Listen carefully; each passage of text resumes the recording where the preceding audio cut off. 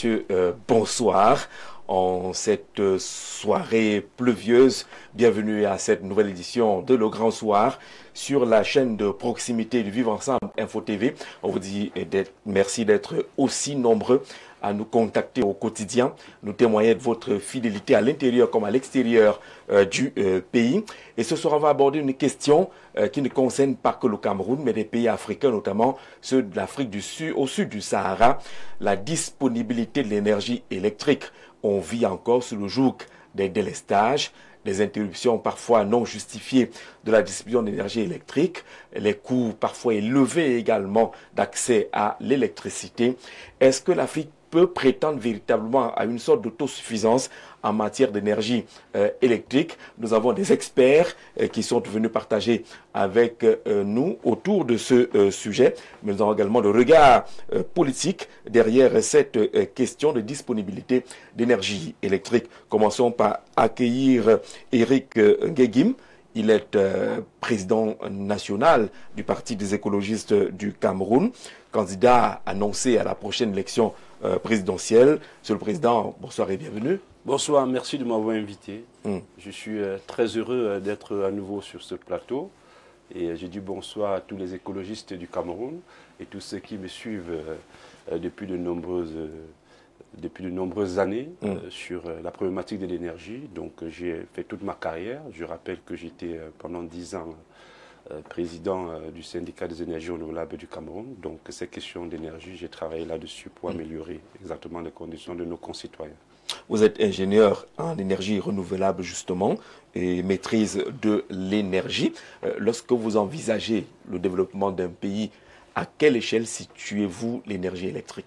Ben écoutez, Jean-Jacques, merci de me poser cette question. L'énergie, elle se situe au palier 1, c'est le premier palier, parce que l'énergie, comme je le dis, est la base du développement. Il n'y a pas de développement sans énergie. Et les citoyens d'un pays, tel qu'il soit, demandent 3 choses fondamentales. Ils demandent d'avoir une énergie disponible, c'est-à-dire quand tu veux faire un travail, tu veux écraser ton maïs, tu veux étudier tes cours, que tu puisses allumer, ça s'allume, il faut de la disponibilité électrique. Deuxième chose, c'est que les citoyens d'un pays demandent une énergie moins chère. Toujours les citoyens qui le demandent. Dans tous les pays du monde, c'est comme ça, et au Cameroun également, c'est-à-dire qu'ils veulent que l'État fasse tout ce qui est à son pouvoir pour qu'on puisse avoir une énergie moins chère. Et la troisième chose que les citoyens d'un pays demandent, c'est d'avoir ce qu'on appelle une énergie propre. Parce que la santé est conditionnée par la qualité de l'énergie, voyez-vous.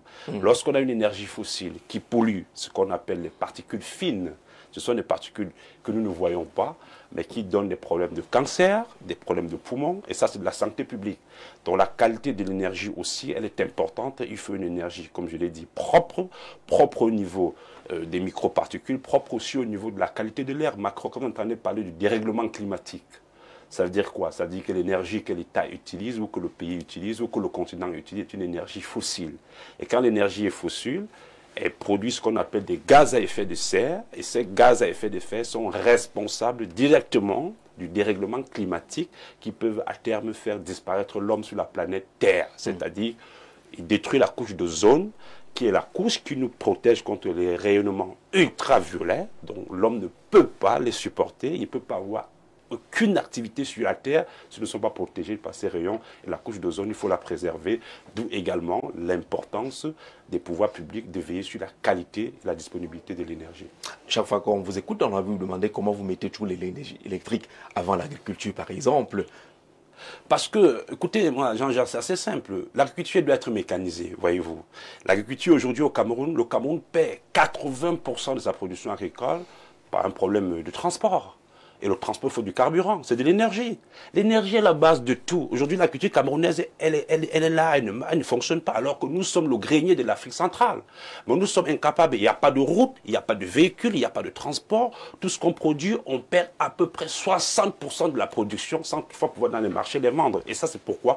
Parce qu'on n'a pas l'accès à l'énergie ou parce que l'énergie coûte cher. Ça, c'est des problématiques qu'on ne peut pas tergiverser là-dessus si on veut développer un pays. Expert également, Vincent Konjok, il est ingénieur atomiste, pour se limiter à cela, parce que les casquettes sont nombreuses.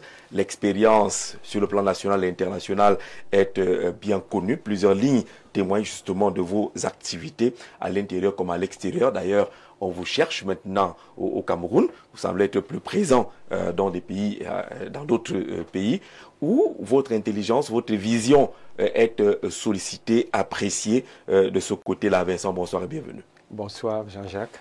Et je suis heureux d'être ici avec vous aujourd'hui et surtout de partager ce panel avec d'éminentes personnes qui ont déjà commencé à introduire des points qui sont extrêmement importants et très intéressants, effectivement. Alors, c'est quoi un ingénieur atomiste? Parce qu'on a pris un raccourci. Non, pas grand-chose. Pas grand-chose. C'est juste quelqu'un qui regarde les problèmes au niveau le plus petit, au niveau nucléaire, au niveau du nucléon, au niveau de l'atome, et qui essaye donc, à partir de cela, de voir comment est-ce qu'on pourrait utiliser l'infiniment petit pour faire, je dirais, l'infiniment grand. On vous a connu à Eneo. Vous avez travaillé à Eneo. Oui, je commence ma carrière Après, vous avez à la Sonnelle. À la Sonnelle, voilà, la bonne vieille Sonnelle. Oui. Après, vous avez disparu. Oui. C'était pourquoi?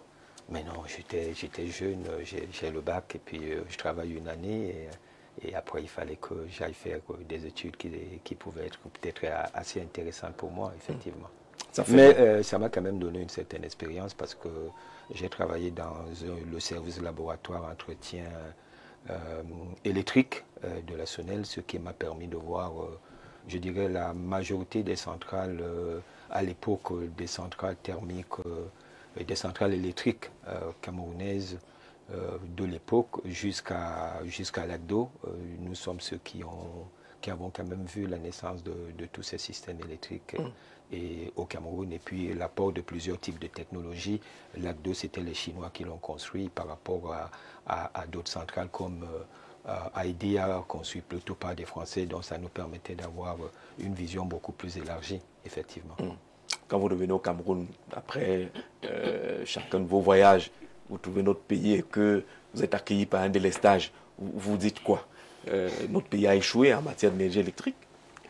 Oh, je sais que tu m'as capté, j'arrive à Yaoundé, je suis là pour parler de cela.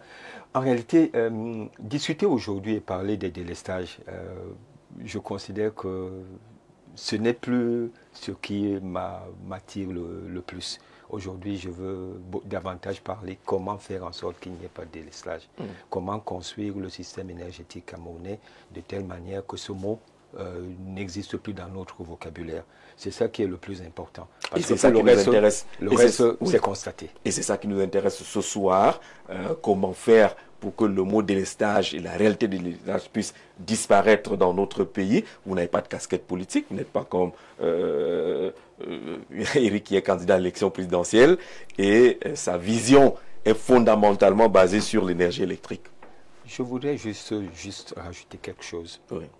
Le problème énergétique est tellement important et j'ai suivi très bien son introduction. L'énergie, et il y a un point même par rapport même à l'agriculture. Il a parlé du transport, mais je rajouterais la conservation. Ce que nous perdons au niveau de la conservation. L'énergie, c'est la base de tout développement. Quand vous vous levez le matin, pour sortir de votre lit, sortir de votre maison, vous avez besoin de l'énergie personnelle. L'eau que vous buvez, c'est de l'énergie. L'air que vous respirez, c'est de l'énergie. Dans l'agriculture, vous en avez besoin. Dans les hôpitaux, vous en avez besoin. La santé, c'est l'énergie. L'industrie, c'est l'énergie. Le transport, tout ce que nous faisons aujourd'hui a besoin d'énergie. Ça veut donc dire que quand on parle d'un sujet aussi sérieux, il est important de se dire, même si l'agriculture est aussi importante et autre, mais la base, le pilier de notre développement et de tout ce que nous pouvons faire, c'est d'évoluer avec un système énergétique, comme il a dit, qui est premièrement disponible, fiable, moins cher, et même aussi propre. Quoique aujourd'hui, le mot propre, quand on parle du Cameroun, je suis un peu réservé. Le Cameroun, c'est à peu près 75% de l'énergie hydroélectrique. Personne au monde, je dis bien personne au monde sur ce point-là, ne peut nous classer négativement par rapport à la qualité de notre énergie. Maintenant, on a autre chose. Est-ce qu'elle est disponible? Est-ce qu'elle est fiable? Et ainsi de suite. Ça, c'est d'autres points. Mais aujourd'hui, avec plus de 70% d'énergie renouvelable dans un pays et propre, nous croyons quand même que ne plus énumérer ce point-là dans nos discussions, ce n'est pas beaucoup se perdre. D'accord. Antoine Zanga, journaliste, chercheur aussi, et puis communicant pour le Rassemblement démocratique du peuple camerounais. C'est sous cette casquette que vous êtes là, même s'il est difficile de mettre de côté la casquette du journaliste à la pointe et à la recherche de la bonne information. Bonsoir et bienvenue. Bonsoir Jean-Jacques Zé, bonsoir à mes co-panélistes, bonsoir aux téléspectateurs. Vous me permettrez de dire bonsoir à ma communauté, la communauté Tinga, parce que je reviens là d'un fou où on installait le groupe, le bureau exécutif de la MEF Wafamba de la communauté Tinga. Et les Tinga sont éparpillés dans, je crois, à peu près cette province, cette région du Cameroun. Les Tinga. Les Tinga. Ah, et nous nous étendons jusqu'en Guinée équatoriale, jusqu'au Gabon. Donc on a un grand regroupement. Et vous voyez, ça me fait beaucoup plaisir de me retrouver au milieu des biens.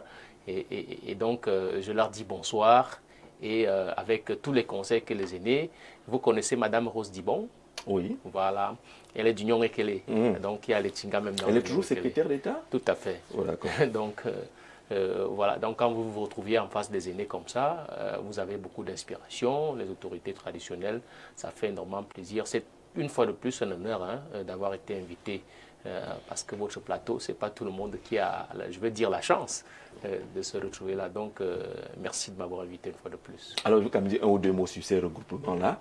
J'ai vu des magnifiques moments avec le peuple Kozimé qui a retrouvé des familles dans plusieurs pays, ils se retrouvent au Gabon, et ainsi de suite. Certains sont même membres du gouvernement, ils sont directeurs généraux de grosses structures.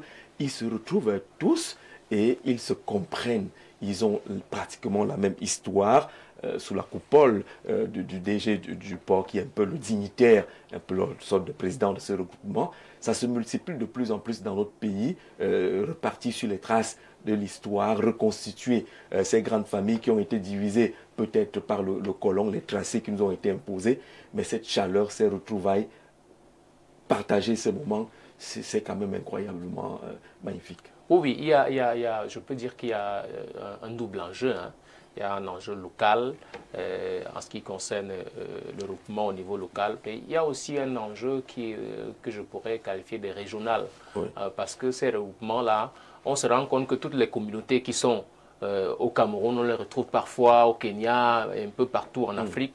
Et donc je pense que ça pourra jouer un rôle très important en ce qui concerne l'intégration africaine. Parce que vous savez très bien, vous connaissez l'actualité récente et régulière au niveau, par exemple, de la Guinée équatoriale. Et donc, si vous vous retrouvez dans un regroupement communautaire avec les ressortissants de la Guinée équatoriale, les femmes, par exemple, voilà, les femmes qui sont vos frères, nos frères Tinga qui sont là-bas, vous imaginez bien que vous vous retrouvez en Guinée, vous n'allez pas subir le même sort que on a l'habitude de faire subir à certains Africains. Donc je pense que c'est très important et c'est une prise de conscience. C'est une prise de conscience parce qu'on voit même du côté des États-Unis, du côté de l'Europe, on voit des regroupements là-bas, des gens qui veulent revenir à leurs sources. Je crois que c'est quelque chose que l'Africain est en train de se rendre compte qu'il a perdu beaucoup de choses et donc il faut qu'il se rattrape parce que s'il ne se rattrape pas, je pense que ce sera définitif pour lui. On en a déjà suffisamment subi. Merci Antoine. La réalisation va afficher le thème de nos échanges ce soir qui porte sur l'énergie électrique et puis on a préféré par l'autosuffisance en matière d'énergie électrique. Peut-on avoir des sources propres dans chaque pays? Le délestage. Lorsque vous observez, vous vivez au Cameroun au quotidien, est-ce que vous avez l'impression que les pouvoirs publics ont cerné le problème et sont en train de l'adresser comme cela se devrait?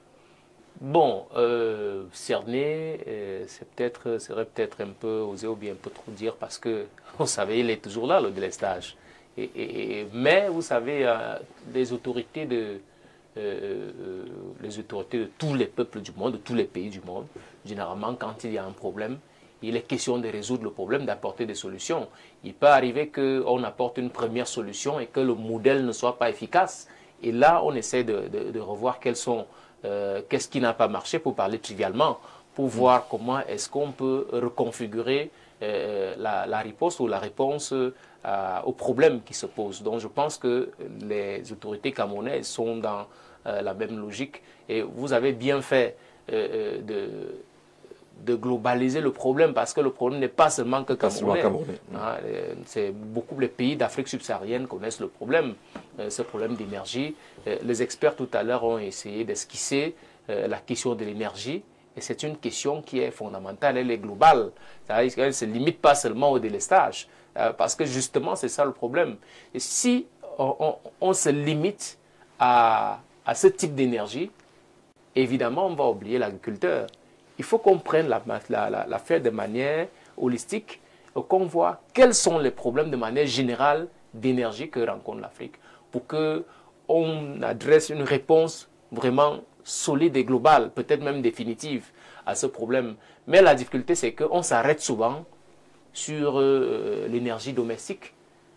Or, il y a d'autres types d'énergie, parce qu'il est question de booster le développement de l'Afrique. Donc, il faut étudier. Je crois que quelqu'un parlait en off là de l'énergie, je ne sais pas, c'était l'énergie éolienne, je ne sais pas de quoi il parlait, du moins un autre type d'énergie. Donc il faut globaliser l'affaire, étudier le problème pour voir comment est-ce qu'on peut résoudre le problème à long terme, à tous les niveaux, dans tous les secteurs. Que ce ne soit pas seulement au niveau du secteur des ménages, il faut qu'on implique tout le monde, parce que si on résume l'affaire au niveau des ménages, on va discriminer, on va oublier une bonne catégorie de la population, et il y aura un impact au niveau du développement, parce que l'agriculture est fondamentale dans le développement d'un pays. Donc, mais est-ce qu'on n'a pas l'impression que le Cameroun et certains pays africains, plusieurs années après les indépendances, sont encore en train de tâtonner? Ils n'ont pas choisi le bon angle d'attaque pour régler le problème.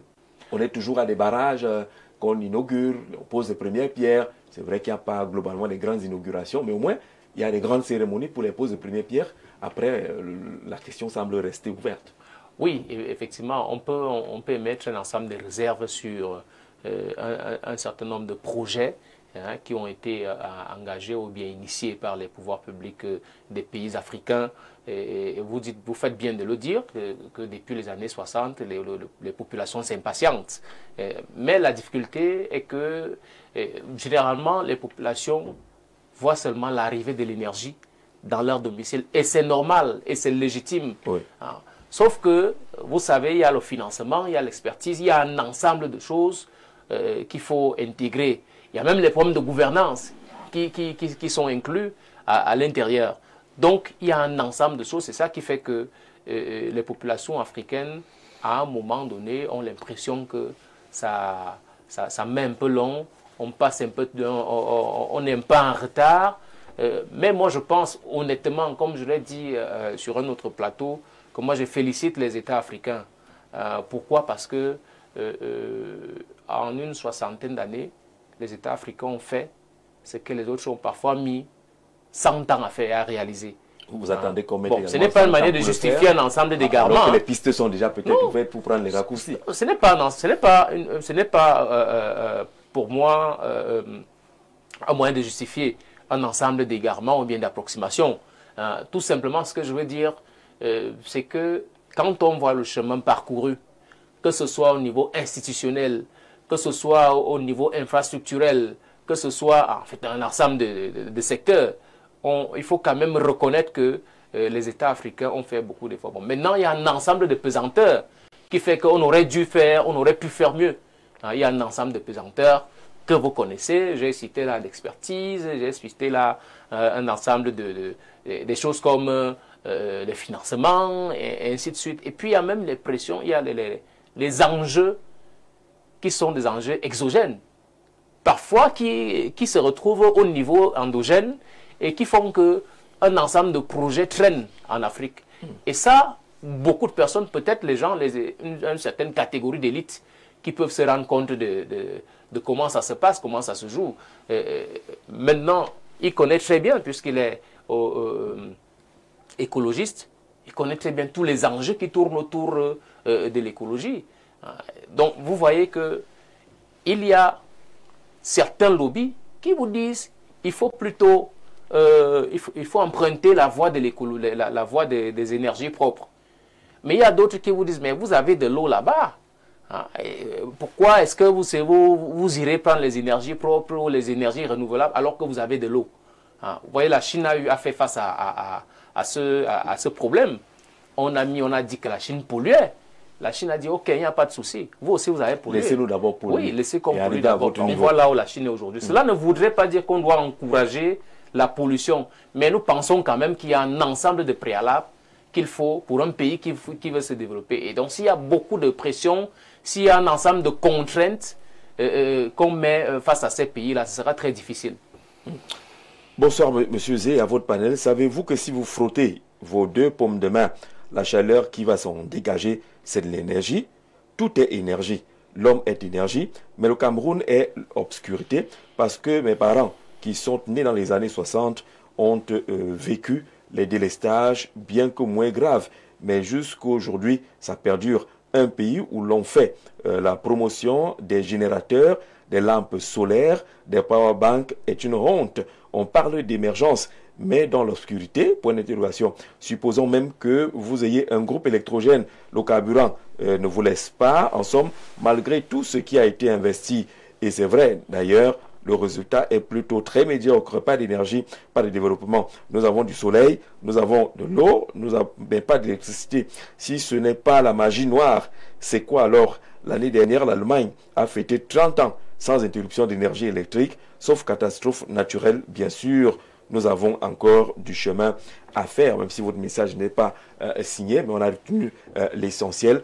Le politique regarde du politique d'abord, parce qu'on a vu un développement purement politique de ce côté. Est-ce que vous avez l'impression que sur le plan des politiques publiques, il y a un problème avec l'échelle des priorités? Bon, il y a un problème avec l'échelle des priorités, tout à fait, ça je veux le dire. Et je pense que le débat sur la question énergétique est un débat tellement important et sérieux qui ne souffre d'aucune complaisance, d'aucune ambiguïté. En 2015, moi j'étais à la COP 21 où j'ai pu échanger avec le président Paul Biya sur la question de l'énergie puisque je travaillais chez EDF, j'ai travaillé 12 ans, donc j'ai pu échanger avec le président et la question énergétique, j'avais proposé deux grands axes. Le premier axe que j'avais proposé, c'était la décentralisation de l'énergie.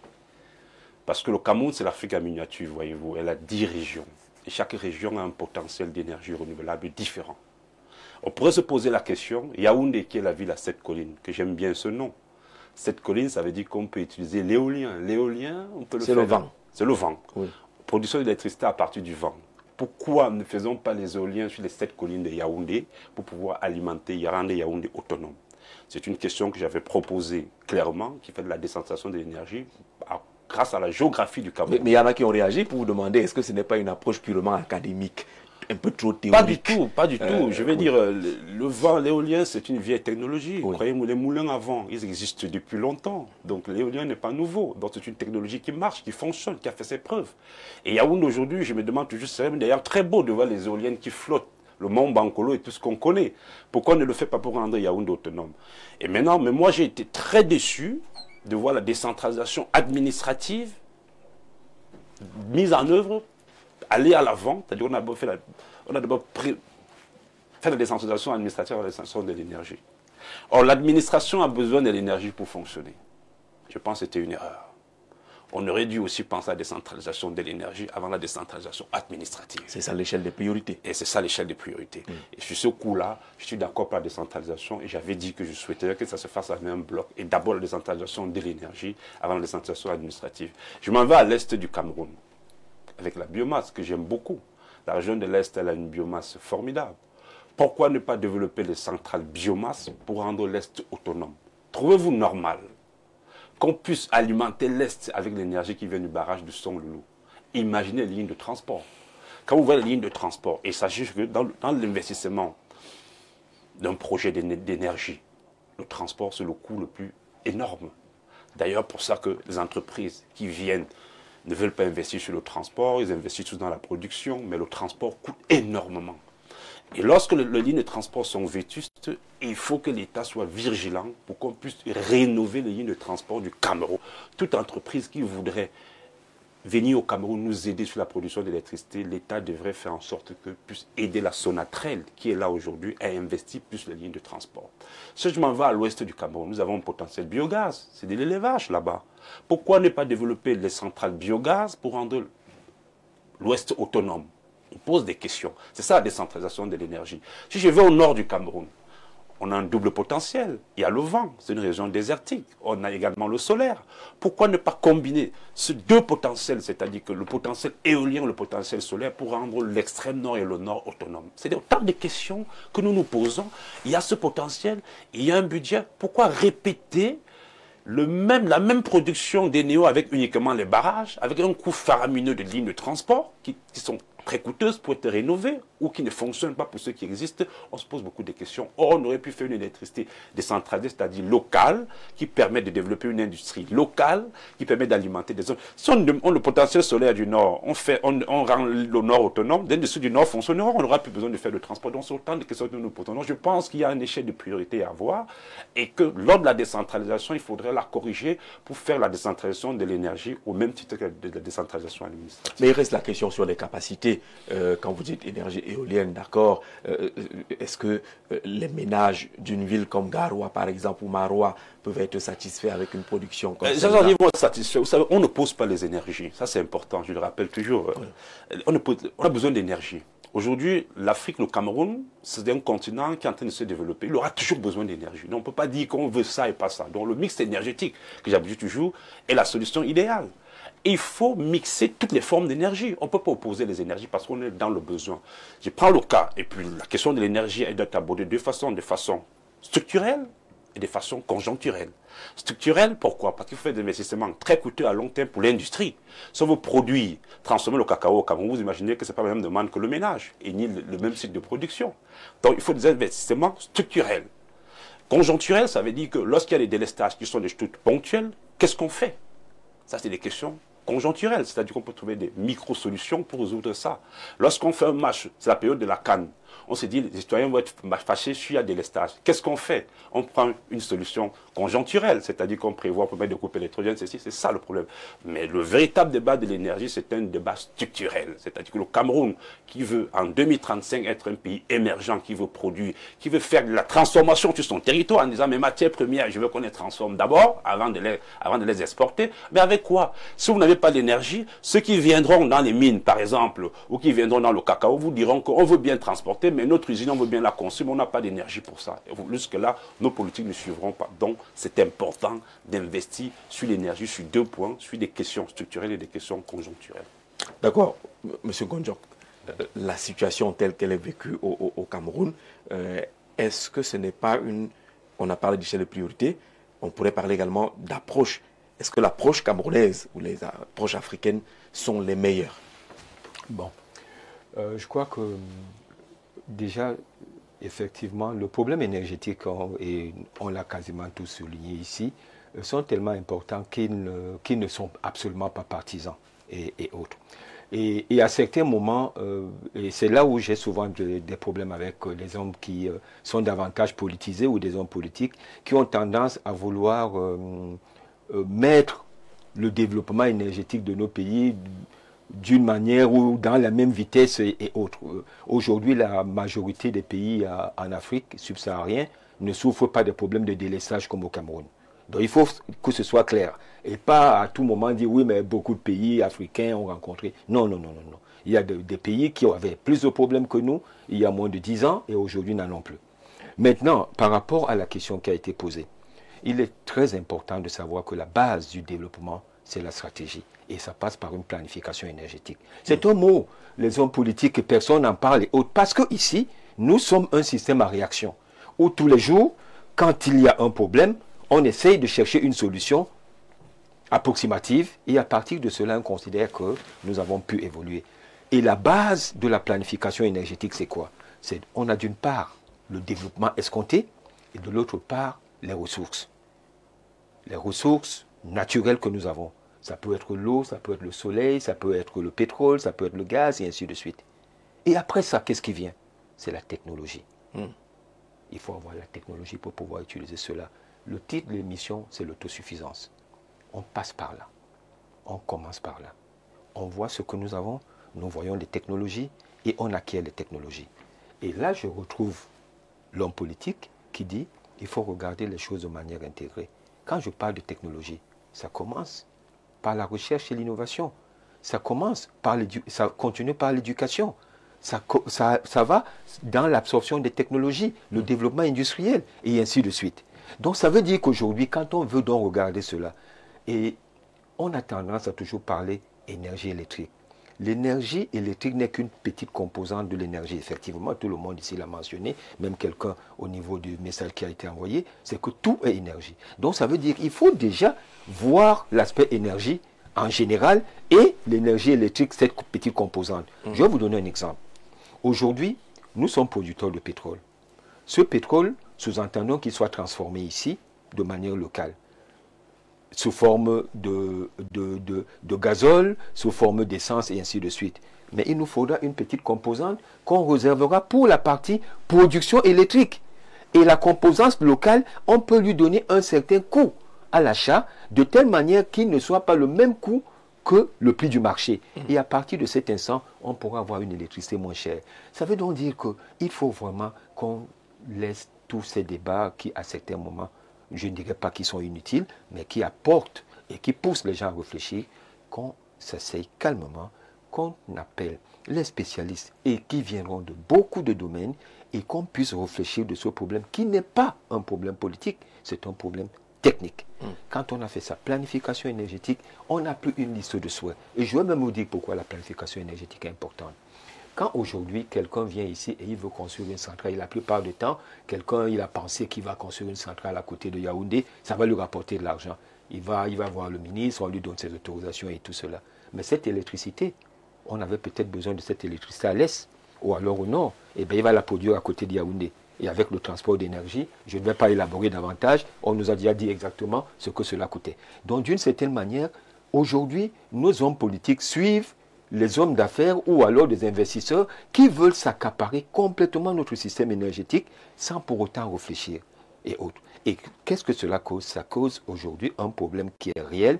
Ce problème, c'est qu'on ne trouve pas la solution au délestage ni la solution au développement énergétique et autres. Pourquoi? Parce qu'on ne regarde pas le problème en tant que tel. On réagit par rapport aux propositions que des commerçants nous apportent d'une certaine manière.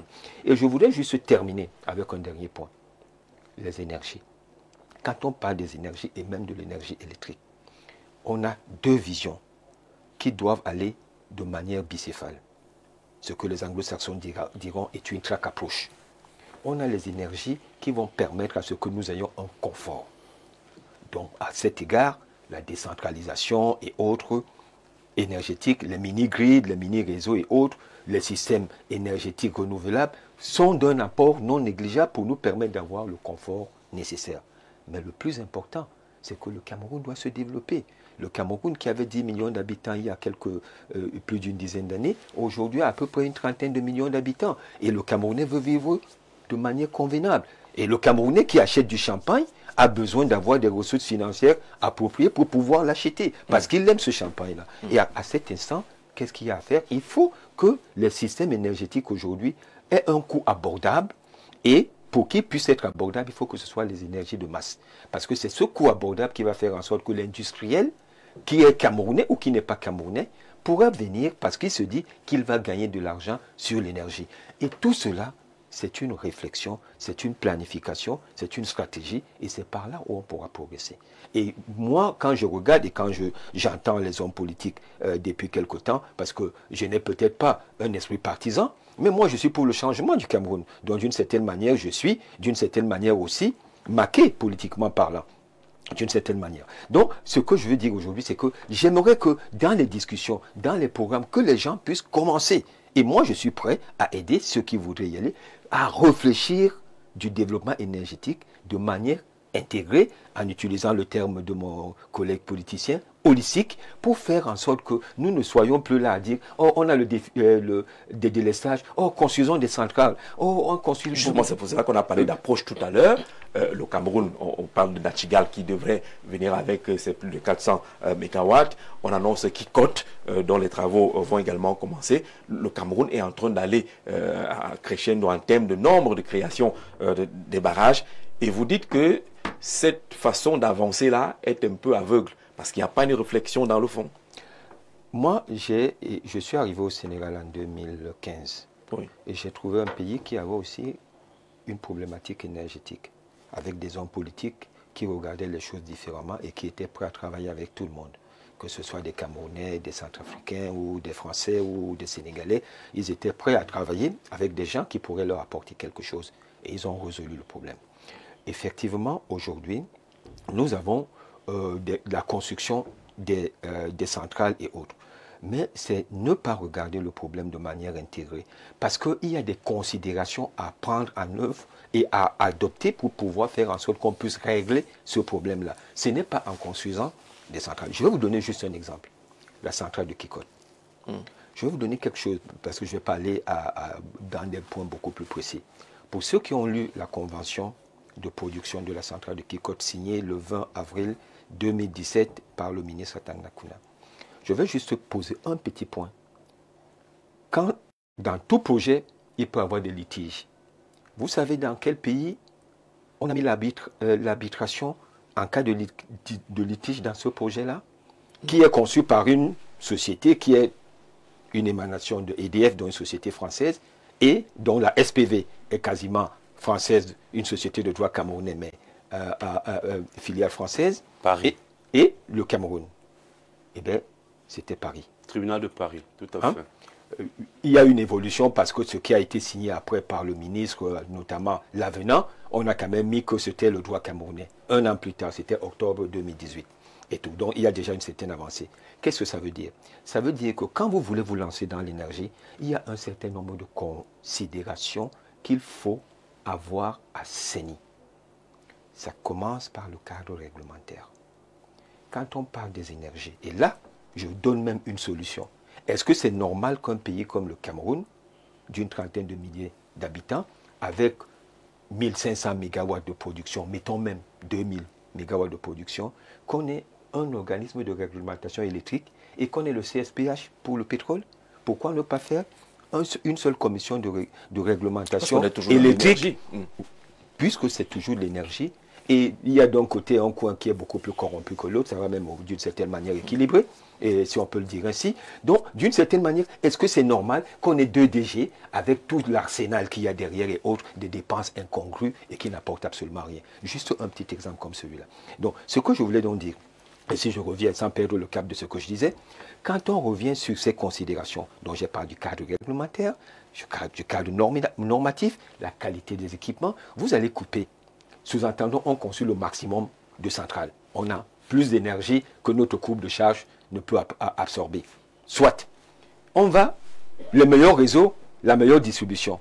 Mais les équipements sont de mauvaise qualité parce que nos poteaux, au bout de 2 ans, ils tombent. Quand le poteau qui est devant chez vous est tombé, le temps qu'on apporte le nouveau poteau, vous n'allez pas avoir un délestage de 3 jours.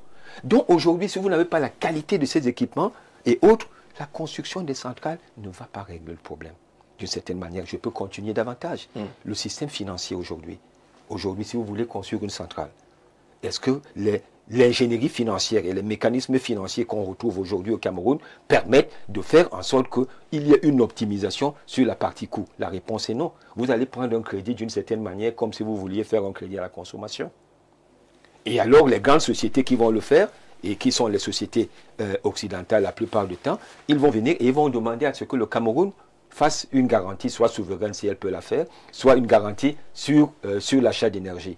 Mais quand vous faites une garantie, quelque part, ça veut dire que c'est vous qui donnez l'argent.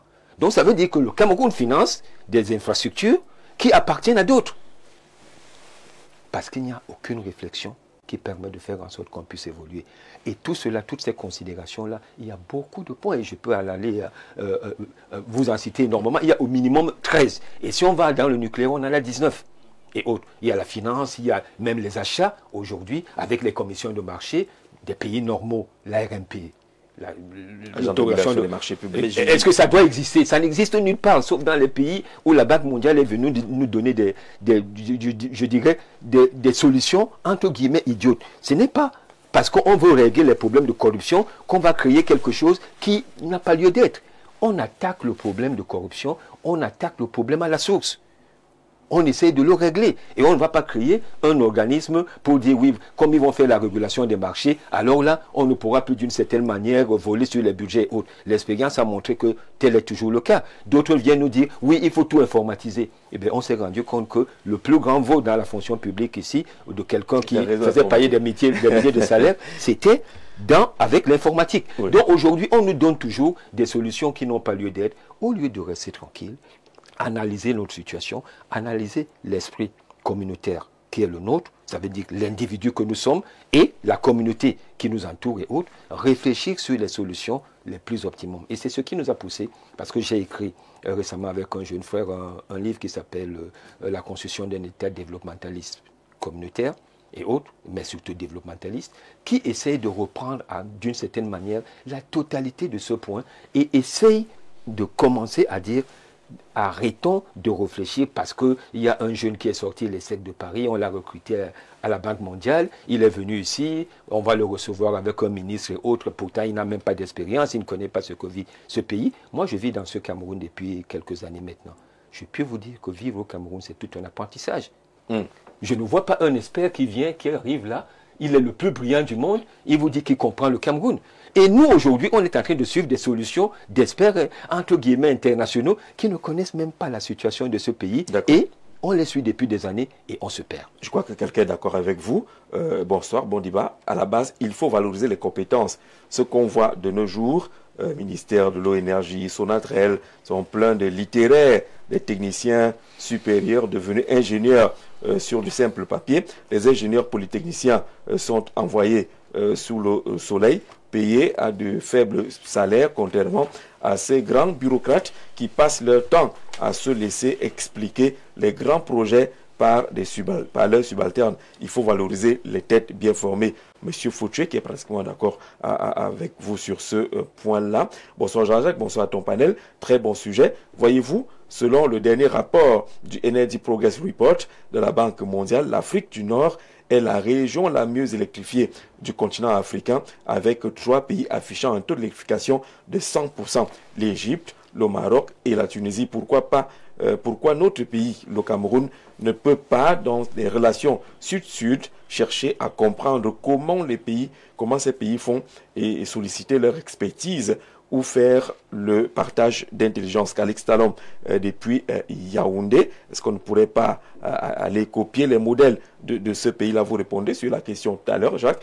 Bonsoir. Ce débat à l'entame de l'émission n'est accessible qu'aux érudites, espérant ne pas avoir une bombe audiovisuelle dans ton studio. L'Éternel nous a gratifié d'énormes ressources naturelles pour un pays en voie de développement et émergent. Malheureusement, quand les décideurs ne pensent pas le développement parce que plongés dans les batailles fratricides financières, nous voilà à devenir pays du quart-monde en voie de sous-développement.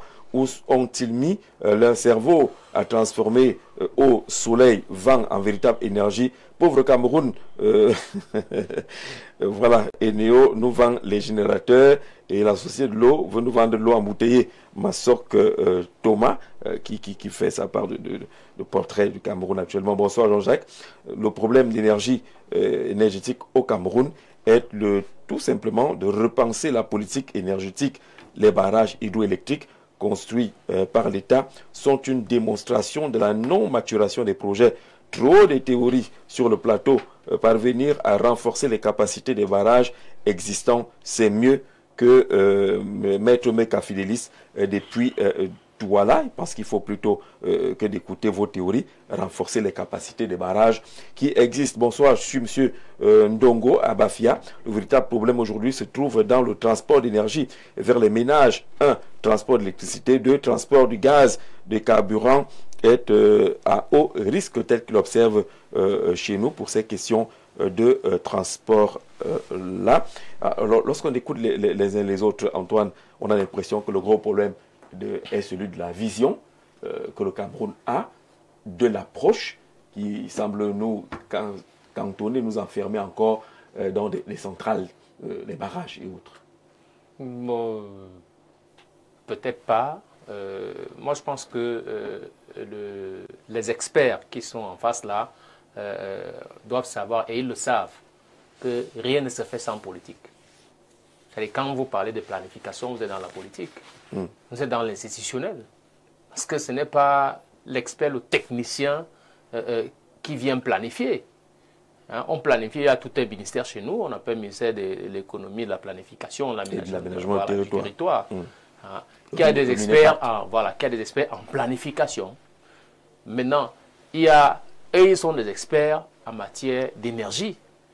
Donc, bon, maintenant, c'est un travail qui se fait par palier. C'est-à-dire que chacun apporte son expertise. Et il y a l'État qui est, il y a le gouvernement qui est là. Il y a le choix de l'expertise. Oui. Vincent semblait indiquer que vous faites venir les gens qui n'ont pas la compétence, alors qu'il y a des compétences. Bon, en fait, vous savez, il peut dire, et lui peut le dire. Hein, c'est-à-dire que c'est généralement ça. C'est-à-dire que les gens ne sont pas toujours d'accord. C'est-à-dire que les gens sont des écoles différentes.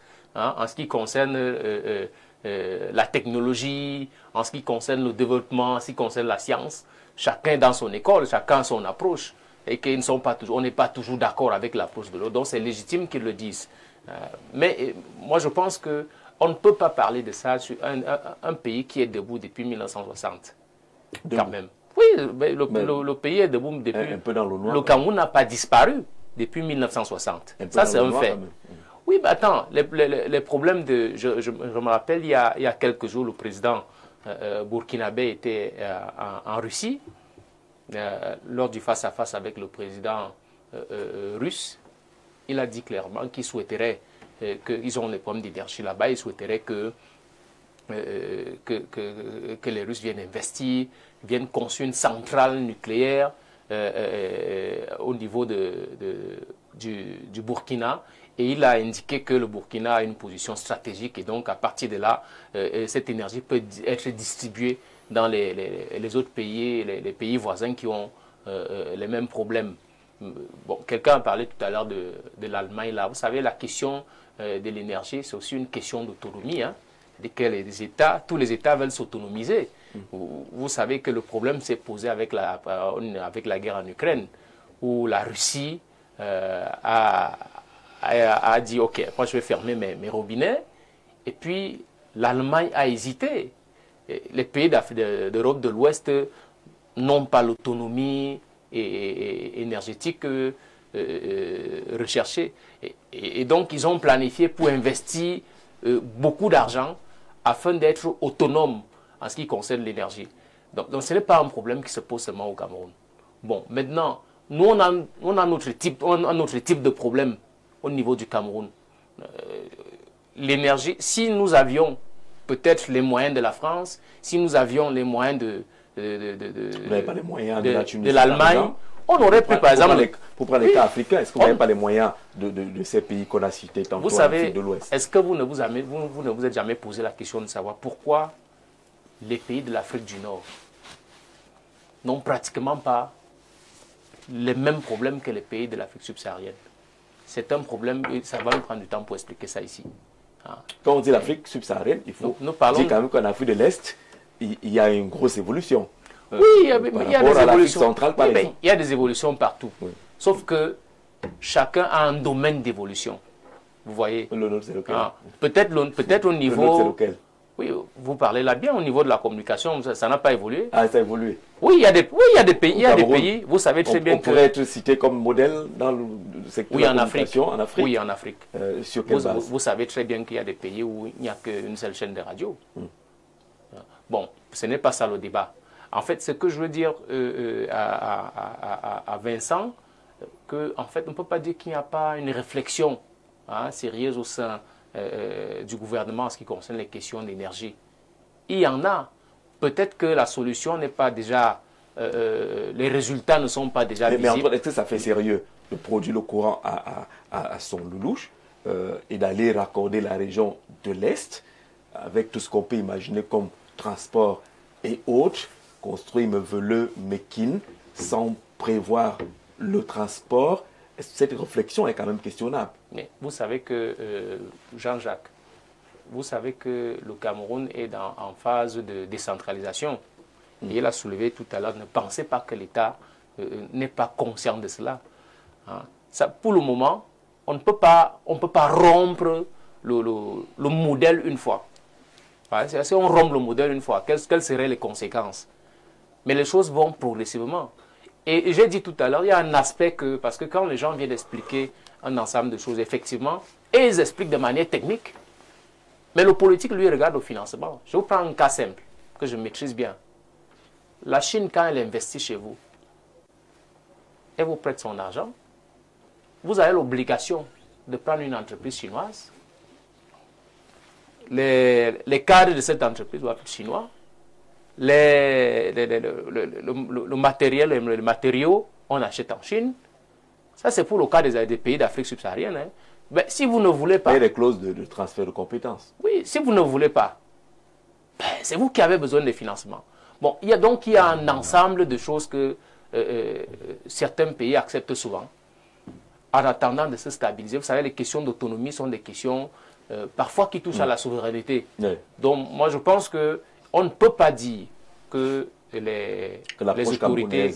n'est pas bonne, que la réflexion n'est pas suffisante. Peut-être qu'il y a des limites. Moi, on ne peut pas dire qu'elle n'est pas bonne. Bon. D'accord. Vous voulez réagir? Oui, je voulais réagir. Et c'est ça, moi je le mettrais dans le sens de l'ignorance. La Chine ne nous impose absolument rien. Ils mettent un certain nombre de conditions qui sont négociables. Certains, on peut aller loin, certains, on peut ne pas aller loin. Donc la Chine ne vient pas nous dire, voilà, si vous n'acceptez pas que je fasse ceci, eh bien, je m'arrête là. Et puis il faut savoir que la Chine, c'est l'usine du monde. Du monde. Ils se mettent en négociation. Si vous avez des bons Europe, ils achètent en Chine. Oui. On fabrique en Chine. Si vous avez un bon négociateur. Des négociations et d'écrire tes cahiers de charges toi-même. La question souvent chez nous, c'est que la Chine, elle est jugée partie. C'est elle qui identifie nos problèmes, c'est elle qui fait les cahiers de charges, c'est elle qui nous commerce, qui nous vend les choses. C'est un problème. Nos ingénieurs doivent être capables d'écrire nos propres cahiers de charges qui correspondent à notre demande, à notre besoin, avec des exigences que nous avons besoin. Et la Chine est obligée de respecter ce cahier de charges, sinon il n'est pas payé. Parce que si vous avez un cahier de charges d'un champ, si vous avez une route goudronnée avec tel critère, c'est simple. Si on vient vérifier si les critères ne sont pas faits, on ne vous paye pas. Et là, il n'y a pas de discussion. Mais le problème avec nous, dans nos projets, c'est que les Chinois, quand ils viennent, c'est eux qui sont jugés partis, ils font ça. Et on ne peut pas dire que c'est la faute des Chinois. C'est d'autres fautes. Moi, je prends un exemple au ministère de l'Eau et de l'Énergie. En 2015, on a parlé tout à l'heure avec le ministre Atanakuna, quand moi j'étais arrivé, les lampadaires de soie, c'est une histoire que je raconte souvent, on avait mis soie sur l'axe de soie. Moi j'étais là à l'inauguration, avec l'ancien directeur des énergies minier, j'étais là à l'inauguration, le ministre était devant, et j'avais dit que ces lampadaires ne fonctionneront pas. Quand je l'avais dit, 3 mois après, le ministre m'avait convoqué dans son bureau où moi j'étais allé, j'ai dit c'est les lampadaires solaires de catégorie 3 qui ne restaient pas la norme IP65. C'est aussi simple que ça. Contre l'étanchéité, parce qu'en zone subsaharienne, il y a de la pluie, les pluies torrentielles. S'il n'y a pas cette étanchéité, les lampadaires ne peuvent pas résister. Il y a un ensoleillement qui n'est pas le même qu'en Europe, qu'en Allemagne. Donc tout ça, poussière et insectes. Poussière et voilà. Donc c'est des normes qu'il faut. les insectes. Bien sûr. Dans plusieurs localités, les lampadaires solaires qui sont installés. Donc ça fait que c'est très important. C'est très important que nous puissions être exigeants avec ces normes-là. Et quand moi j'étais là, j'avais dit au ministre en disant, c'est pas la peine de me donner de me dire le prochain marché ou que je vais faire mieux que les autres, c'est de faire de la formation. Et nous avons formé les ingénieurs du ministère de l'Eau et de l'Énergie, services centraux et décentralisés, sur les normes, la norme IP65 et autres normes concernant l'énergie solaire, dont les lampadaires, etc. Et aujourd'hui, on voit bien que 20 ans après, on a plus ce type de dégâts catastrophiques des lampadaires de l'axe de soie de Yaoundé. Donc ça montre que la question de la formation et de la norme, elle est clé. Bon. Quelqu'un demandait... il a parlé de 2 considérations dans les infrastructures, dont il a parlé de la formation et de l'aspect norme. Ça, c'est 2 points. Et ça fait partie des 13 dont je parlais, effectivement. Et je voudrais encore ajouter une chose. Quand on dit le Minipat est là pour faire un plan étatique par rapport à une vision, une feuille de route gouvernementale. Si le Cameroun se base sur ce genre de planification, et là je vais vous répondre, c'est que le Cameroun ne fait pas de planification énergétique. Si c'est de ça que vous parlez, et c'est ce que vous croyez en tant qu'homme politique, alors là, vous nous perdez complètement. Parce qu'une planification énergétique, c'est au moins 25-30 ans, premièrement. Et deuxièmement, le Cameroun, même aujourd'hui, et vous pouvez vous renseigner, vous connaissez notre plan directeur électrique? Donc, quand on vient parler des choses sérieuses comme celle-là, il est important de maîtriser exactement ce qui se fait sur le terrain. Et une planification énergétique utilise les outils de planification énergétique. Il y en a plusieurs. Et j'ai quand même aussi l'avantage d'être de quelqu'un qui fait partie, je dirais, des développeurs d'un outil de planification énergétique aujourd'hui qui est utilisé dans le monde et qui est accepté quasiment par tous, même par l'IAE, l'Agence internationale de l'énergie. Et je ne parle pas seulement de l'Agence internationale de l'énergie atomique. Donc, d'une certaine manière, aujourd'hui, les planifications énergétiques dans nos pays, dans beaucoup de nos pays, c'est ce que les anglo-saxons appellent des wish lists. Ça veut dire des listes de souhaits. Vous êtes de quel village? Ngogmapoubi. Oh ben, comme il est ministre, on va lui construire une centrale à côté. Le président est de Ngaoundéré. Oh ben, on va lui faire une centrale à côté. Il sera content. Donc, on va faire une liste de souhaits. Et qu'est-ce que cela cause comme problème? C'est que quand quelqu'un vient investir et qu'il sait que vous n'avez pas une planification énergétique appropriée, il sait qu'il est en train de prendre un plus grand risque. Dans le contrat d'achat d'énergie, il va toujours le négocier au plus haut pour être sûr qu'il ne va pas perdre de l'argent. Parce que quand le banquier va lui dire, eh bien, donne-moi ton business plan, il va lui demander, mais la planification énergétique sur laquelle tu te bases, oh mais il n'y en avait pas et tout ça, il considère que c'était un risque. C'est un peu ce qu'on avait avec les projets de l'agence d'électrification rurale qui choisissait quelques localités où il y a une forte élite, une forte demande, peut-être également un marché politique ou un marché électoral. Mais là aussi c'est un point que je vais mentionner. Moi, j'ai eu la chance d'assurer un peu la coordination du programme d'accès universel à l'énergie au Sénégal, jusqu'à récemment, très récemment. Et le choix des localités pour l'électrification même rurale ne se fait pas au hasard. C'est quelque chose qui est analysé en fonction des capacités, de la productivité, de l'apport et autres. Et à partir de ça, on fixe les listes des localités qui peuvent être de 10 000 et on fait une prioritisation. On ne se lève pas un beau matin parce que moi, bon voilà, j'aimerais bien qu'il y ait quelque chose à côté de mon village et tout cela. Et comme je suis influent, je vais le faire. Et c'est ce qui se fait ici, aujourd'hui. Mais je vous dis encore, moi je ne suis pas venu ici discuter pour dire que ça va mal. Ce pays a progressé et ce pays, comme il le disait, a quand même pu se développer jusqu'à aujourd'hui. Je suis aujourd'hui pour dire, voilà, quelles sont les solutions, comment on peut construire à ce que les choses soient meilleures. Parce que nous avons vécu dans ce pays. Et vous avez introduit en disant que moi, j'ai travaillé à la Sonnelle. On est début des années 80, tout jeune et autres. J'ai vu le délestage n'existait pas. Ce mot n'était pas connu des Camerounais et autres. Moi, je me rappelle des petits villages, Toubouro, Tignière et autres. Ils avaient l'électricité à l'époque, avec des petits groupes diesel automatiques qui démarraient et autres. Et quand ils avaient un petit problème, des équipes dédiées qui pouvaient venir des délégations régionales pour les corriger rapidement. Et donc, d'une certaine... Et souvent, avec des groupes de rechange, le deuxième démarrait et ils ne voyaient même pas des problèmes d'arrêt d'électricité. Aujourd'hui, ce mot est devenu dans notre langage courant. Qu'est-ce que nous pouvons faire pour que ce mot disparaisse de notre vocabulaire? C'est de ça qu'on doit parler. Ça va être la suite de notre programme, la deuxième partie de notre programme. On est encore en train d'observer, et Antoine l'a dit tout à l'heure, que vous êtes technique. Quand on vous écoute, c'est techniquement correct. Mais sauf que vous n'avez pas ajouté la donne politique. Oui. Parce que le politique, c'est la planification, c'est les ressources. Exactement. Voilà. Et je dirais tout à l'heure, effectivement, le côté technique, le Cameroun, il y a un problème de politique énergétique. Moi, j'ai travaillé beaucoup sur la question du tarif de rachat, qui est une question politique. Nous avons des ressources. On peut créer, j'ai parlé de décentralisation de l'énergie, j'ai parlé du mix énergétique, mais il y a la question du tarif. Le Cameroun a la biomasse. Combien coûte 1 kilowatt ou 1 mégawatt d'électricité produit à partir de la biomasse? Ça coûte combien? On ne sait pas. Le biogaz, on a cette ressource. Combien coûtera 1 mégawatt produit à partir du biogaz? On ne connaît pas. L'éolien, le solaire, c'est pareil. Je veux dire que quoi? À partir de là, c'est une question politique.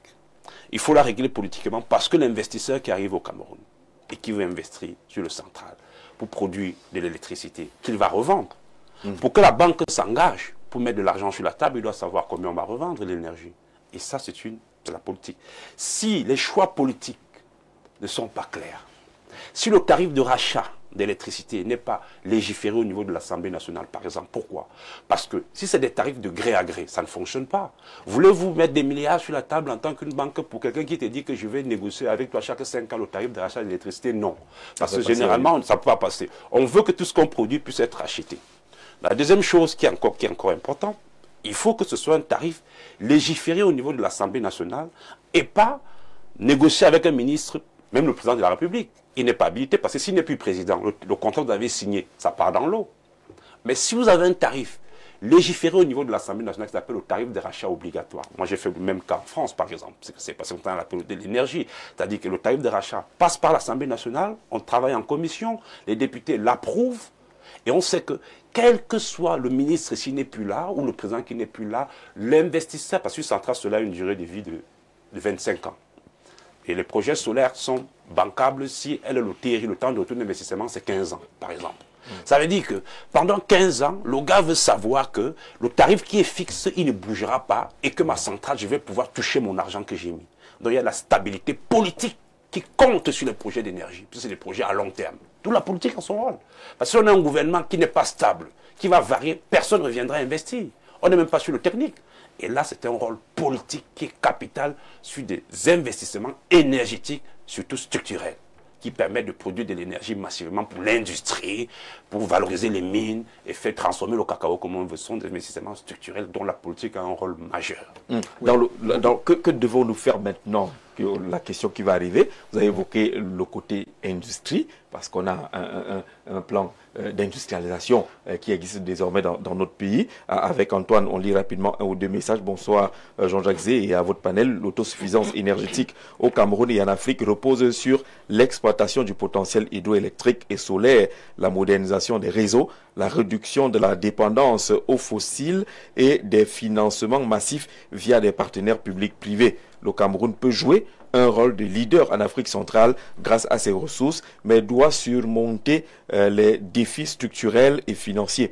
En Afrique, des approches régionales et des investissements dans les énergies renouvelables sont essentiels pour atteindre l'objectif. L'ODD est un levier pour transformer le paysage énergétique du Cameroun et de l'Afrique en favorisant l'accès universel à l'électricité, la transition vers les énergies renouvelables et l'efficacité énergétique.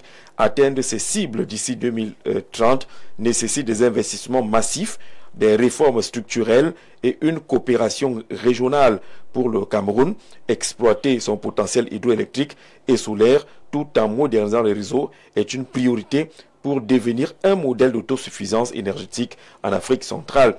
Des objectifs de développement durable des ODD sont beaucoup cités dans cette participation. Bonsoir, le grand soir, vous noterez, vous allez peut-être réagir tout à l'heure. Pourquoi trompez-vous les Camerounais? Jean-Jacques, le Cameroun a emprunté entre 2013 et 2023 près de 3500 milliards pour développer le secteur énergétique. Où sont passés tous ces financements et où sont nos parlementaires pour questionner le gouvernement? C'est la question de Abo là-dessus. C'est pas nous qui trompons les Camerounais. On essaie de venir avec les éléments techniques. Bonsoir le plateau. Même si la planification est politique, est-ce que le politique doit planifier sans le concours du technique? Ça ne marche pas parce que des médiocres sont mis en avant dans les instances décisionnelles et des meilleurs sont en retrait. Soprika, depuis Douala, dit que les meilleurs sont malheureusement pas utilisés dans le cadre de la réflexion tant souhaitée par les uns et les autres. Jean-Jacques, je suis d'accord avec le panéliste qui, au sujet de la Chine, dit qu'elle ne vous impose pas un cahier de charge parce que nous ne présentons pas nos priorités. Voyez-vous, dans un domaine que je connais très bien, qui est celui de la recherche biomédicale, ou de la recherche en santé, il n'y a aucun document au ministère de la Santé ou de la recherche scientifique qui présente les priorités ou les thématiques prioritaires en matière de recherche en santé ou en recherche biomédicale. Du coup, chaque chercheur monte son projet par rapport aux appels à candidature pour financement des agences de recherche étrangères et conséquences, quand les résultats sont là et nécessitent et intéressants, nous ne valorisons parce que nous ne valorisons pas, parce que nos institutions en charge n'ont pas identifié comme priorité. Voilà, il parle des priorités, de ce côté-là, il parle également des questions de valorisation de nos spécialistes. Bonsoir Jean-Jacques, je voudrais saluer les panélistes et particulièrement Dr Nkonjok qui intervient souvent dans les médias camerounais mais qui ne semble être entendu par les décideurs et pourtant il a résolu le délestage au Sénégal. D'ailleurs il est devenu un peu plus sénégalais que camerounais, il est connu un peu partout là-bas. Comment se fait-il donc qu'on ne l'écoute pas ici alors qu'il a fait des preuves dans le domaine énergétique dans plusieurs autres pays, y compris dans le nucléaire? Il faut relever que l'attitude de nos gouvernants en la matière est très surprenante. C'est Mamoudou qui envoie également cette contribution. Là, le 241, bonsoir Info TV. Monsieur le présentateur, pour un sujet aussi délicat et important, c'est pas un débat partisan. Donc en face des spécialistes du domaine aussi pointus que l'énergie électrique, mettait en contribution les experts du domaine au lieu de faire venir, voilà, je ne comprends pas les politiciens dans cette affaire-là, mais on a voulu mettre une dose de vision politique pour qu'on soit un peu complet. Du régime quarantenaire, décadent, Balthazar, tu es au 241, je ne veux pas faire le lien avec le pays et le prénom. Votre prénom, en tout cas celui qui est le vôtre, oui. Antoine voulait réagir là-dessus après avoir écouté les uns et les autres. Oui, moi je voudrais dire que Vincent Nkonjok, je voudrais lui rappeler peut-être que lui aussi ne savait pas hein, que ça fait pratiquement 6 à 7 ans que je travaille sur les questions de relations entre la Chine et l'Afrique. Et donc, je crois savoir une ou deux choses. Et donc, en fait, ce que j'ai dit, c'est que les financements, c'est-à-dire que quand les Chinois vous donnent des financements, j'ai pris un exemple, quand ils vous donnent des financements, en fait, c'est une société chinoise. Ça, c'est systématique, qui gagne le marché en question, et le matériel est acheté en Chine, et ainsi de suite. Vous savez, quand on construisait même la première phase du port de Kribi, j'ai lu le directeur chinois d'une société, là, il a dit qu'à un moment donné, parce qu'il y avait aussi les Français là, il dit qu'il y avait un problème de normes qui se posait, puisqu'il parlait des normes tout à l'heure. C'est-à-dire que les Français ont leurs normes, et nous les Camerounais, on a été formés sur la base des normes françaises. Comprenez, quand les Chinois arrivent et ils ont leurs normes, qui sont tout aussi efficaces, mais ça pose généralement un problème avec les responsables camerounais. Mais il y a une norme internationale, voyez-vous, et puis elle est décriée par certains noms dans certains pays, mais tous découlent de la norme internationale dans le domaine qui est une norme en fait, moi je restitue ce que le Chinois, le responsable chinois disait. Vous savez que sur la scène internationale, c'est beaucoup plus les normes occidentales qui ont pignon sur rue.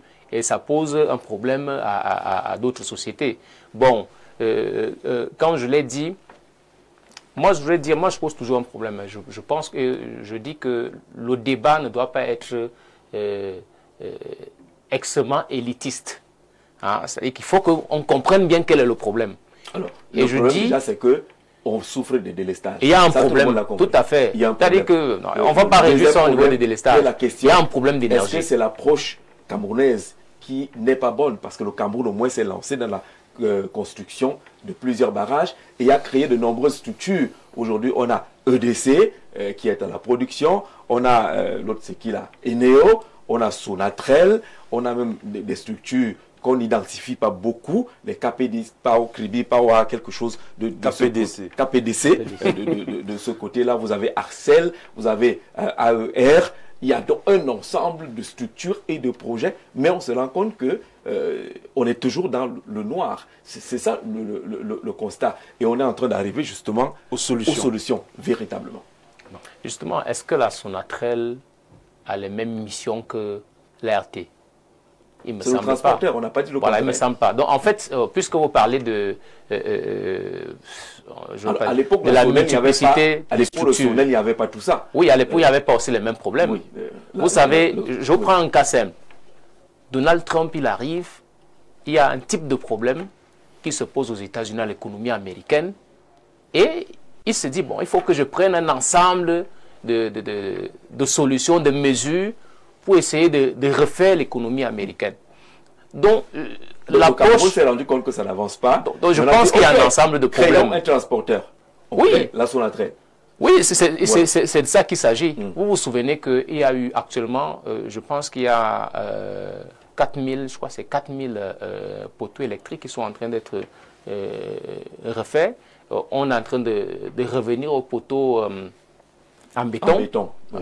Donc, il y a un problème, c'est qu'à un moment donné, Eneo se plaint du fait que de la vétusté des poteaux qui tombaient à tout moment, dès qu'il y a un coup de vent, ces poteaux tombent, et ainsi de suite. Et donc, le gouvernement s'est dit, bon, ok, il faut qu'on résolve ce problème. Le transporteur, il voit comment il peut gérer ce problème.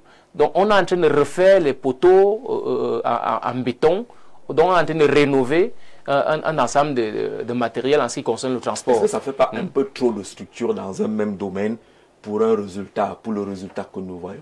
Mais je vous ai dit tout à l'heure que quand il y a un problème, on trouve une solution. Parfois, il y a des solutions à un problème. Oui. Bon, il peut y avoir des solutions à un problème. Nous sommes des humains. Quand il y a une solution à un problème, quand on voit que ça ne marche pas, c'est ça un État. C'est-à-dire que... On avait vu ça avec le secteur de l'eau. Hein. Oui, les États... On a voulu créer une autre société. Après, on s'est rendu compte qu'il vaut mieux venir à l'ancienne structure. Oui, on est revenu. Mais tout le monde... Et vous voyez que ce n'est pas aussi... en fait, l'État s'est rendu compte qu'on allait vers le mauvais chemin. C'est un coup, c'est un coup. Effectivement, ça, tout a un gymnastique là. Moi, je voulais dire pour terminer, hein, oui, monsieur Nkodjo, docteur, je voulais dire quelque chose. Vous savez, il faut il ne faut pas faire comme certains hommes politiques qui disent en période électorale, je vais vous bitumer telle route, je vais vous faire ceci, je vais vous faire ceci. Quand on lui demande, vous faites comment pour financer ça? Il est perdu. Moi, je pense que, effectivement, les idées que vous donnez sont des idées, et j'imagine que les autorités nous regardent. Hein.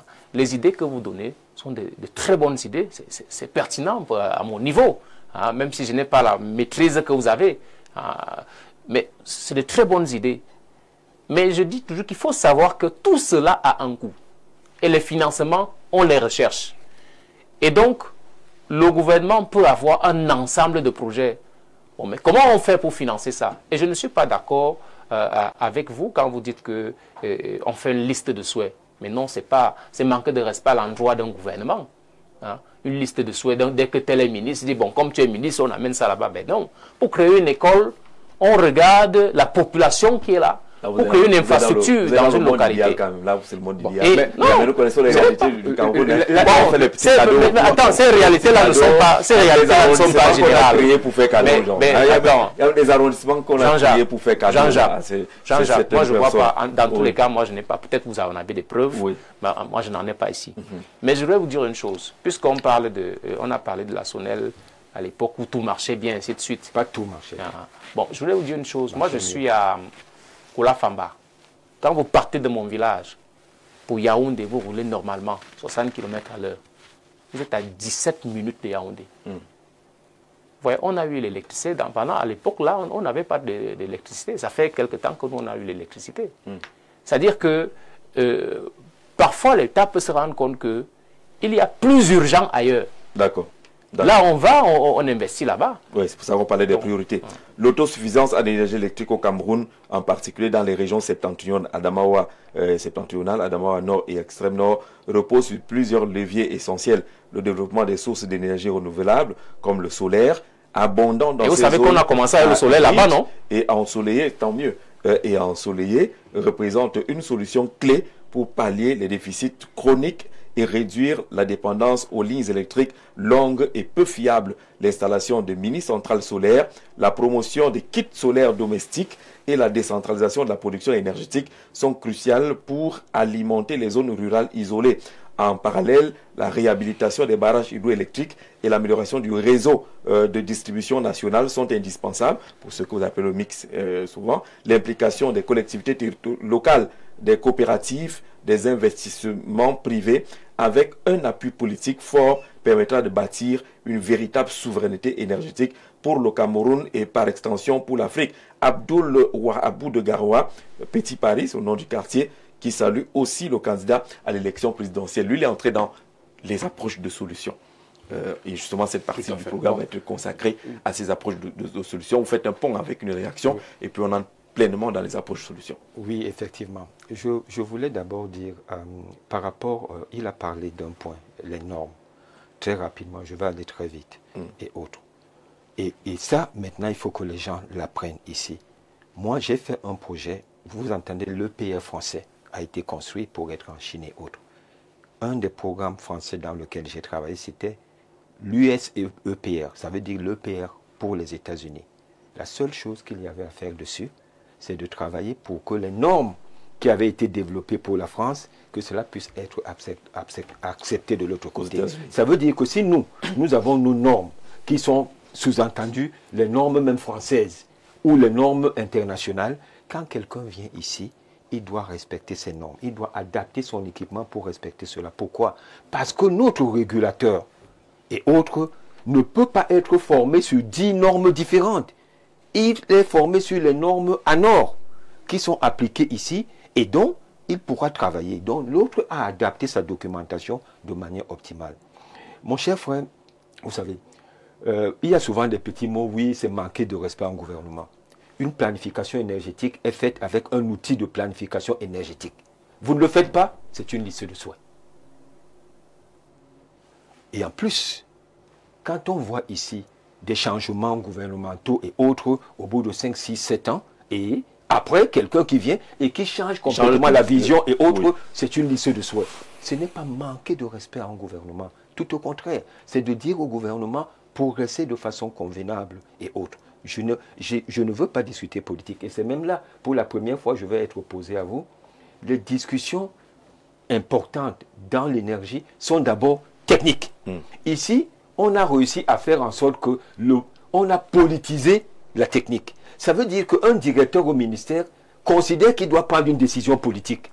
Mais ce n'est pas son rôle. Le rôle de la décision politique et autres, c'est peut-être au niveau ministériel ou au niveau premier ministère. Et c'est là où il y a un choix. Parmi les choix techniques, on regarde les aspects politiques. Maintenant, on revient sur les gens qui font des propositions ou alors qui font des visions et autres et qui ne savent pas comment financer. Le Sénégal, les 10 dernières années, a investi à peu près 2,4 milliards d'euros sur l'énergie. Je peux vous donner les résultats. Le Cameroun a investi 2,65 milliards d'euros environ. Et ça, c'est les investissements généraux et autres. Il y a certainement d'autres investissements. Quand on regarde seulement sur le réseau, le Cameroun a investi plus d'argent sur le réseau que la majorité des pays africains. De notre niveau. Et nous avons toujours des difficultés. Donc ne dites pas, oui, comment vous allez financer? On sait comment on va financer. Je vous donne un exemple. Le Cameroun a du mal à faire 40 MW de solaire. Le Sénégal a fait 120 MW de solaire en 3 ans. Ils ont investi combien en tant qu'au Sénégal? 0. Si oui, comment cela? Parce qu'ils ont fait une ouverture, un feed-in tarif. Je voulais même revenir sur la tarification. Ce serait très, très long et autre pour dire même les difficultés que nous rencontrons. Ils ont mis un feed-in tarif d'une certaine manière, une certaine transparence et autres. Les privés ont investi. Quand je dis 0, il faut quand même, c'est un peu mitigé. Parce qu'ils ont donné quelques exonérations que nous donnons aussi ici. Au niveau des taxes, au niveau de la douane et ainsi de suite, ils ont quand même donné quelques exonérations, mais en sachant qu'ils vont récupérer cela très facilement, puisqu'il y a des gens qui vont travailler dans ces centrales, il y a la TVA qui va être payée sur cette électricité et autres, donc ils vont récupérer cela avec le temps d'une certaine manière. Et ils n'ont quasiment pas investi. Et pourtant, ici au Cameroun, quasiment la totalité de nos systèmes, le contrat Huawei, c'était des milliards. Aujourd'hui, des concessions d'électrification rurale au Sénégal et autres, c'est du privé. Donc, d'une certaine manière, et quand j'entends quelqu'un qui dit, oui, voilà, c'est le solaire et l'hydroélectrique avec des PPP et autres, ça, c'est ce que viennent nous dire les institutions internationales et autres. Moi, je suis de ceux qui disent, s'il vous plaît, nous les Camerounais, asseyons-nous, réfléchissons avec nos moyens de bord et autres. Parce que nous n'avons même pas besoin de l'argent qui vient de l'étranger. Nous pouvons même le générer ici. Nous pouvons le générer ici. Nous avons, je vous donne un exemple.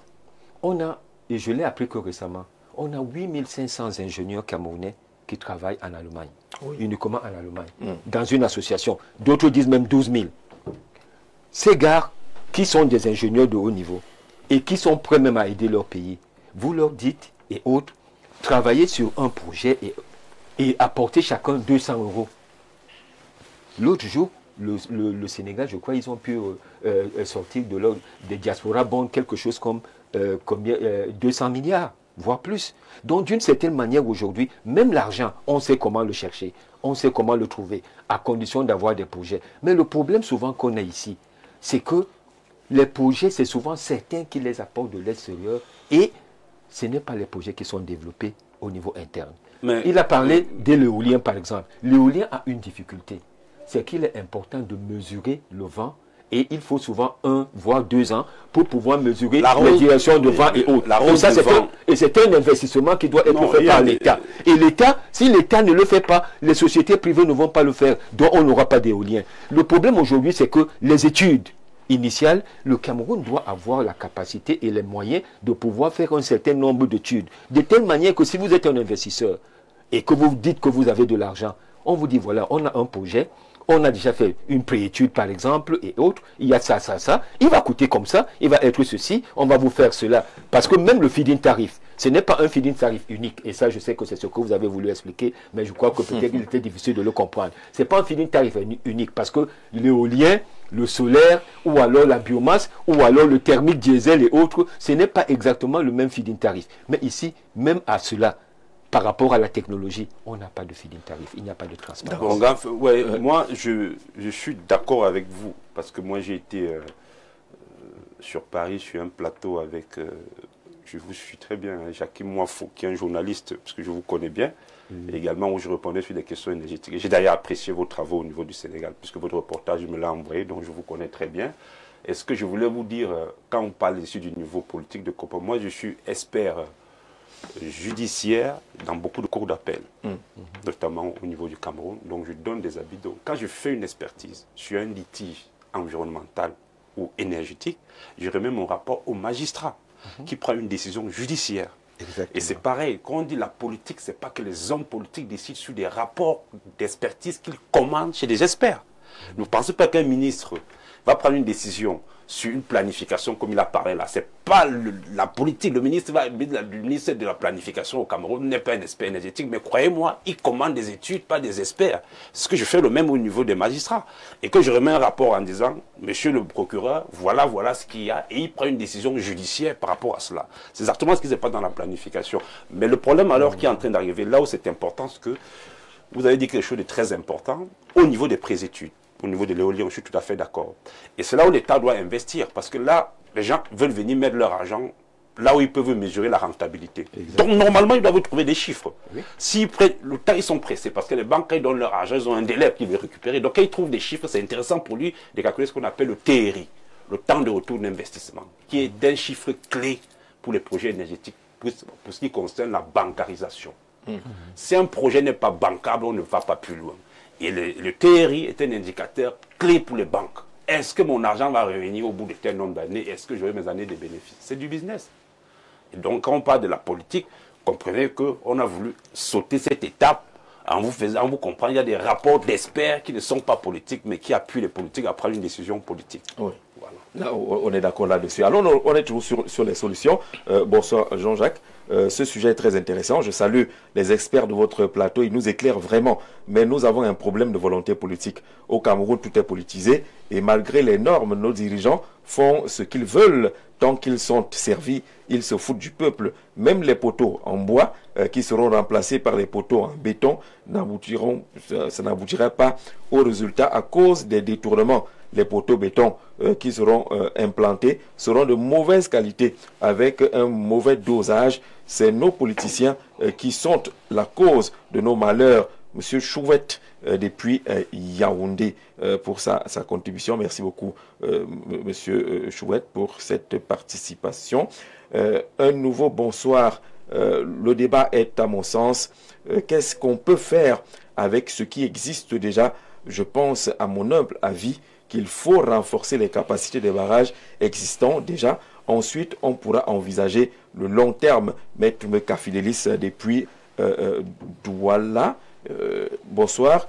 Je viens de prendre le train en marche, sortant de la brousse où la pluie va taper. Nous-mêmes ici, même la pluie nous a tapé. Même ici à Yaoundé, vous n'êtes pas seul pour recueillir mon vin de palme. Au moins, quelque chose qui va vous consoler.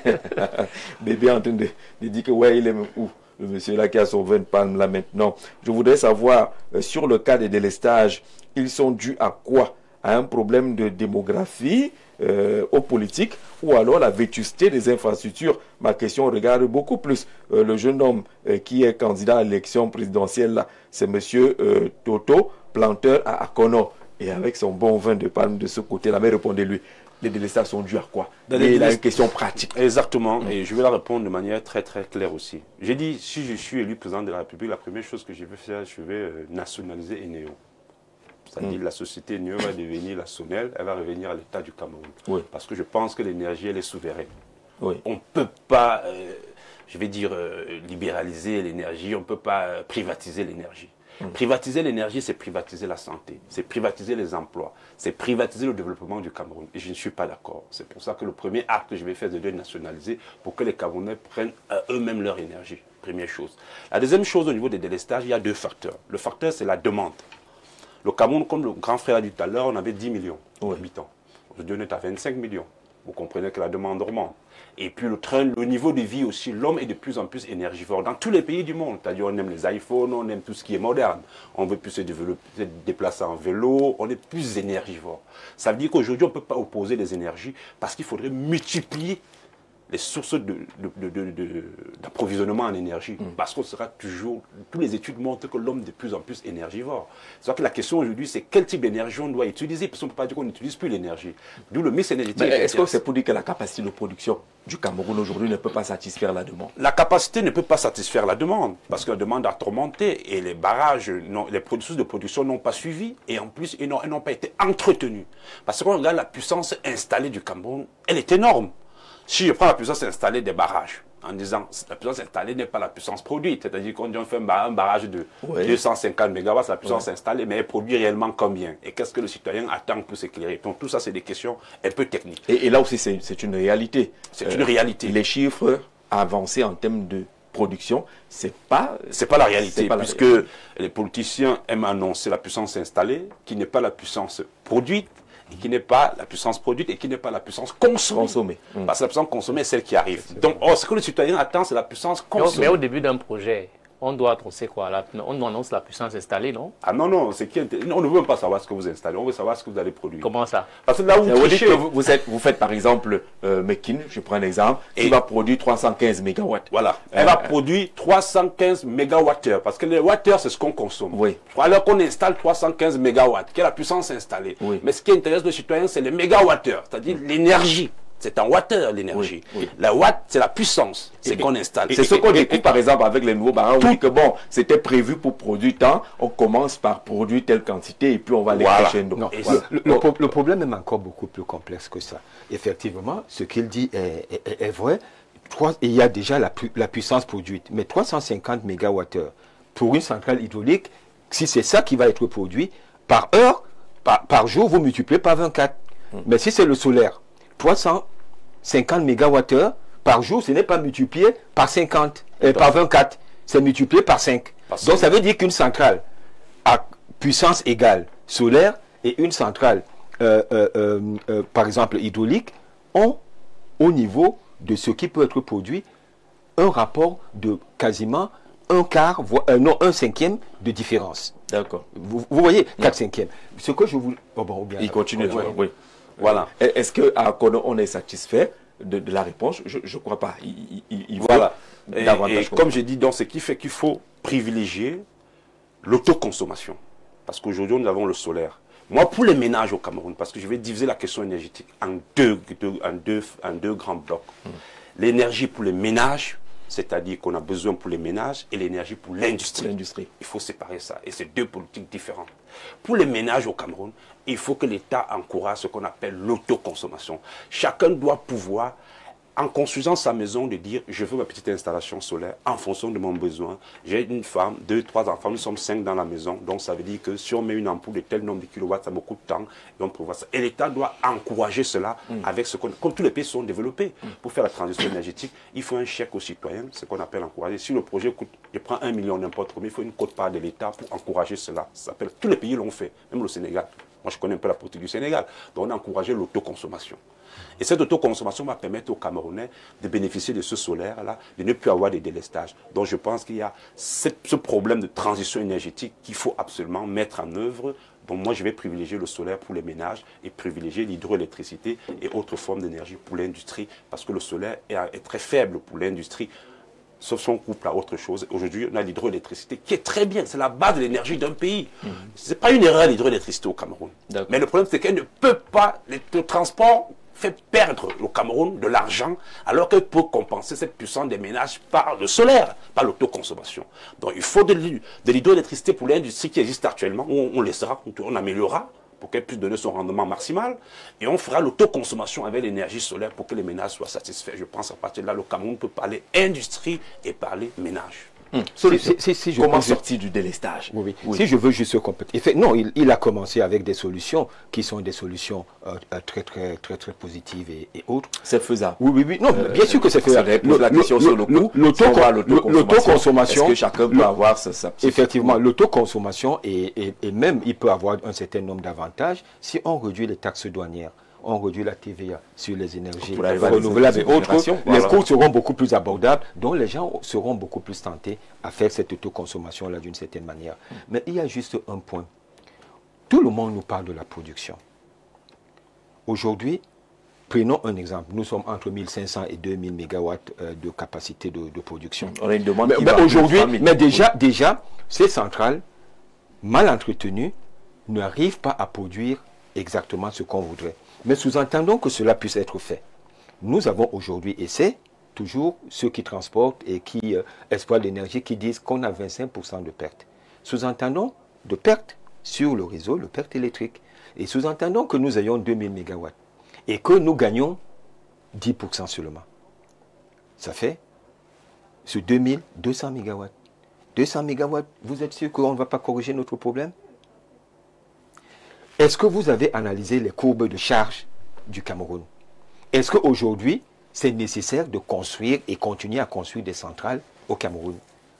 Si vous faites la question. Si vous faites une bonne analyse, si vous faites une bonne analyse des courbes de charge, si vous faites une bonne analyse des courbes de charge du Cameroun, par rapport au développement, la réponse est oui, il faut continuer à construire. Mais par rapport au jour d'aujourd'hui et à la courbe de charge, on n'a qu'à optimiser ce que nous avons et nous avons assez. Donc vous êtes de ceux qui pensent qu'il faut renforcer la capacité de production de ce que nous avons déjà? Non, je suis en train de dire par rapport à l'évolution dynamique de notre population impose que nous continuions à construire.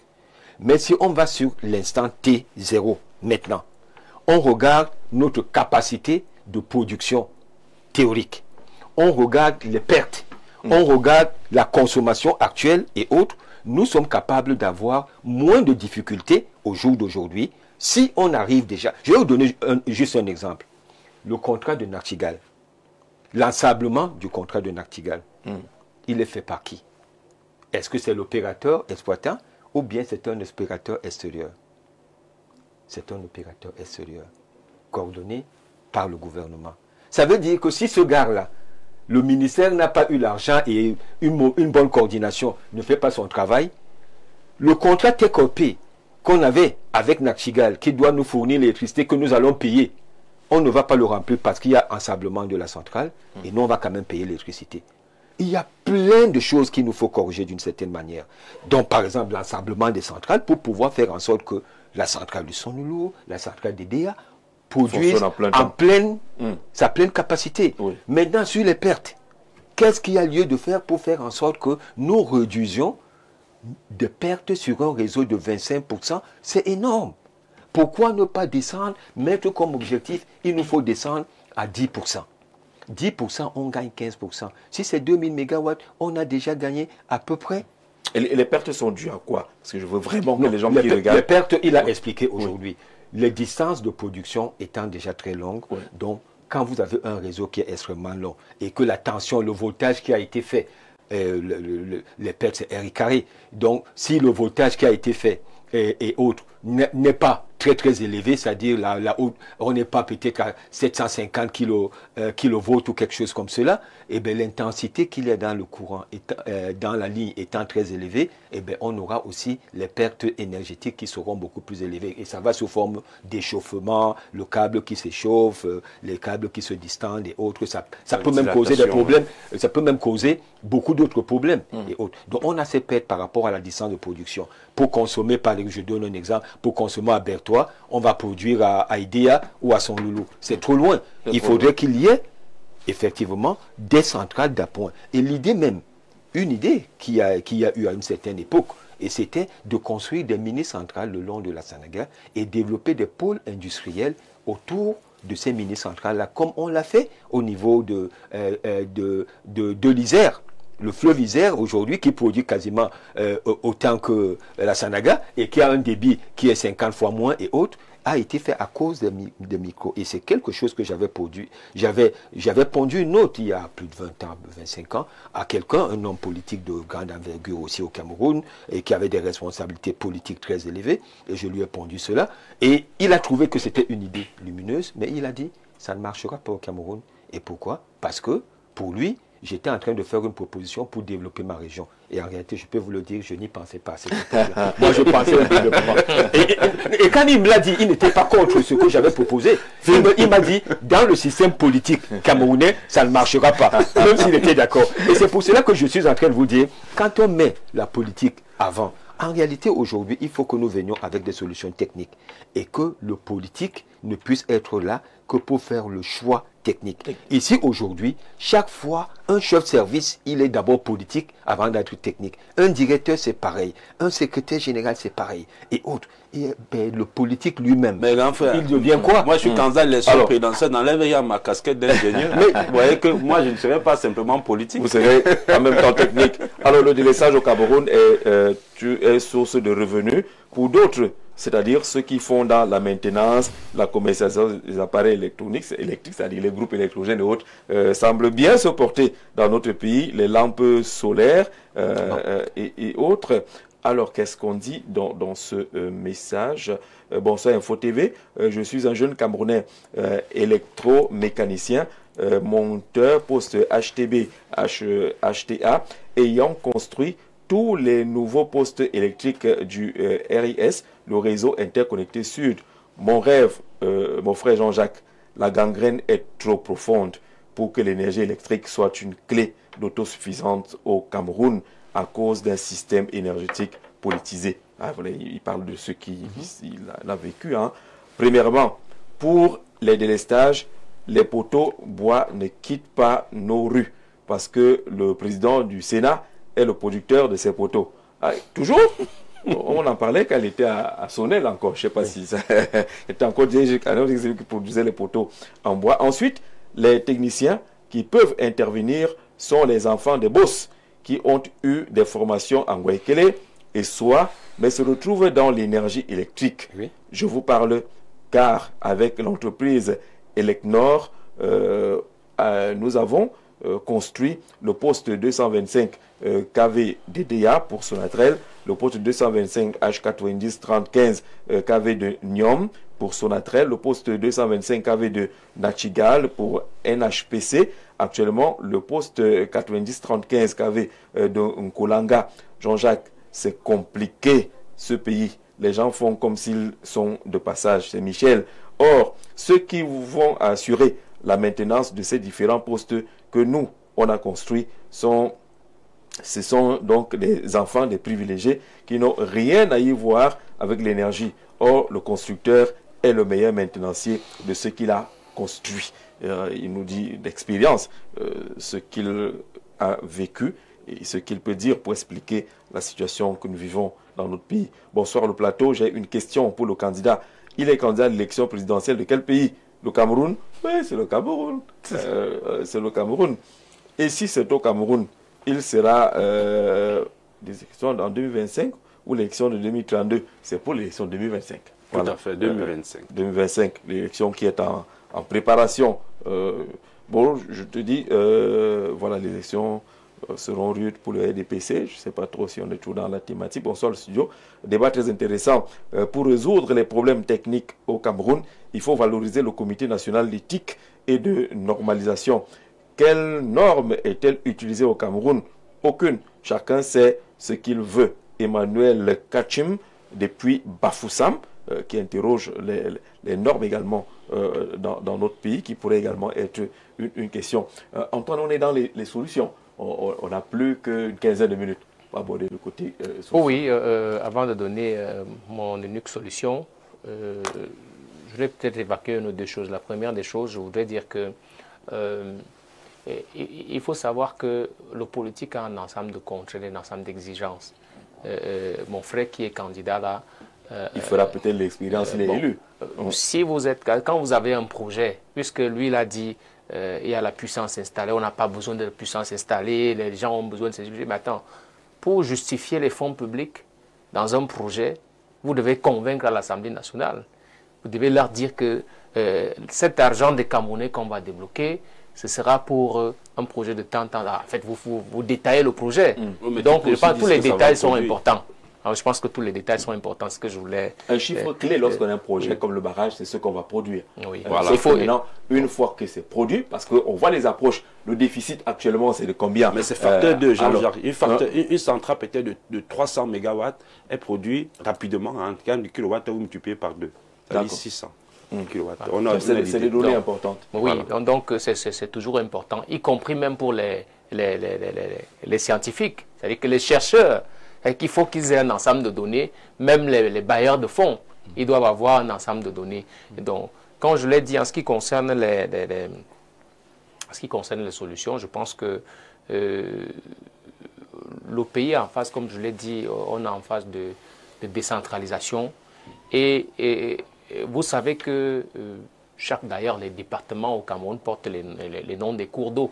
Hein, et les experts, même ceux avec qui j'ai souvent eu à échanger, nous font savoir que, quel que soit, comme il a pris un exemple là sur un cours d'eau dont le débit n'est pas à la dimension du débit de la Sanaga, pour produire avec une certaine technologie, produire plus. Donc, je pense qu'on a des cours d'eau partout. Au niveau de la décentralisation, on peut construire au niveau des départements ce genre de petites centrales comme ça qui permettent d'alimenter. C'est le projet de Jean Baïbec. Oui. Bon, moi je ne sais pas. Dans tous les cas, on les écoute tous les jours. Oui, dans tous les cas. Moi je pense qu'il a d'ailleurs, je crois qu'il a esquissé ça. J'estime que c'est pertinent. C'est-à-dire qu'on essaie de voir dans les localités, puisqu'ils ont parlé de la question du coût et des pertes au niveau du transport. Et donc si on réduit le facteur transport, si on ramène ça au niveau de la proximité, je pense que ça peut permettre de résoudre le problème. Parce que, voyez-vous, c'est toujours... je pense qu'il faut qu'on donne le pouvoir aux autorités, aux collectivités territoriales, aux collectivités décentralisées. Oui, collectivités territoriales décentralisées. Parce que ces collectivités connaissent mieux les problèmes. Les problèmes qu'il y a chez moi en Koulaf en termes d'énergie, ce n'est pas toujours les mêmes problèmes qu'il y a, je ne sais pas, dans un autre arrondissement. Parce que nous, on peut avoir 2, 3 menuiseries. Nicolas Foma, j'ai fait beaucoup d'installations solaires là-bas. Voilà. D'accord. Donc on peut avoir 2 ou 3 consommateur. menuiseries alors que les autres n'ont pas la même consommation. Donc je pense qu'il faut diriger le pouvoir au niveau des Vers la collectivités. décentralisation. Bonsoir. Nous, on ne sait plus quoi faire. Je compose le bac technique dans une semaine et on a déjà fait 2 jours sans énergie électrique. Merci. C'est Joël depuis Oja. Un peu compliqué. Bonsoir le panel. Comment peut-on être autosuffisant énergiquement au Cameroun avec le franc CFA fabriqué à Chavalières? À mon humble avis, il faut d'abord résoudre le problème de la souveraineté monétaire. Monsieur, ok, Meliem Manim, depuis Boumniebel, ça c'est aller chercher une réflexion. Hein. Bon, c'est noté. Alors, si on a Kikot, on a Nachigal, on a Kikot, ça veut dire qu'au moins que les choses peuvent changer.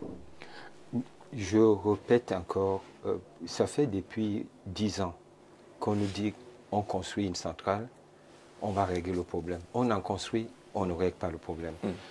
Parce que le problème de délestage, c'est un problème, et je crois qu'on l'a assez dit ici, c'est un problème intégré qui prend en considération beaucoup d'aspects. Et tant qu'on n'a pas regardé ces aspects-là, on a parlé des finances, on a parlé des contrats, on a parlé des normes, on a parlé du cadre réglementaire et autres.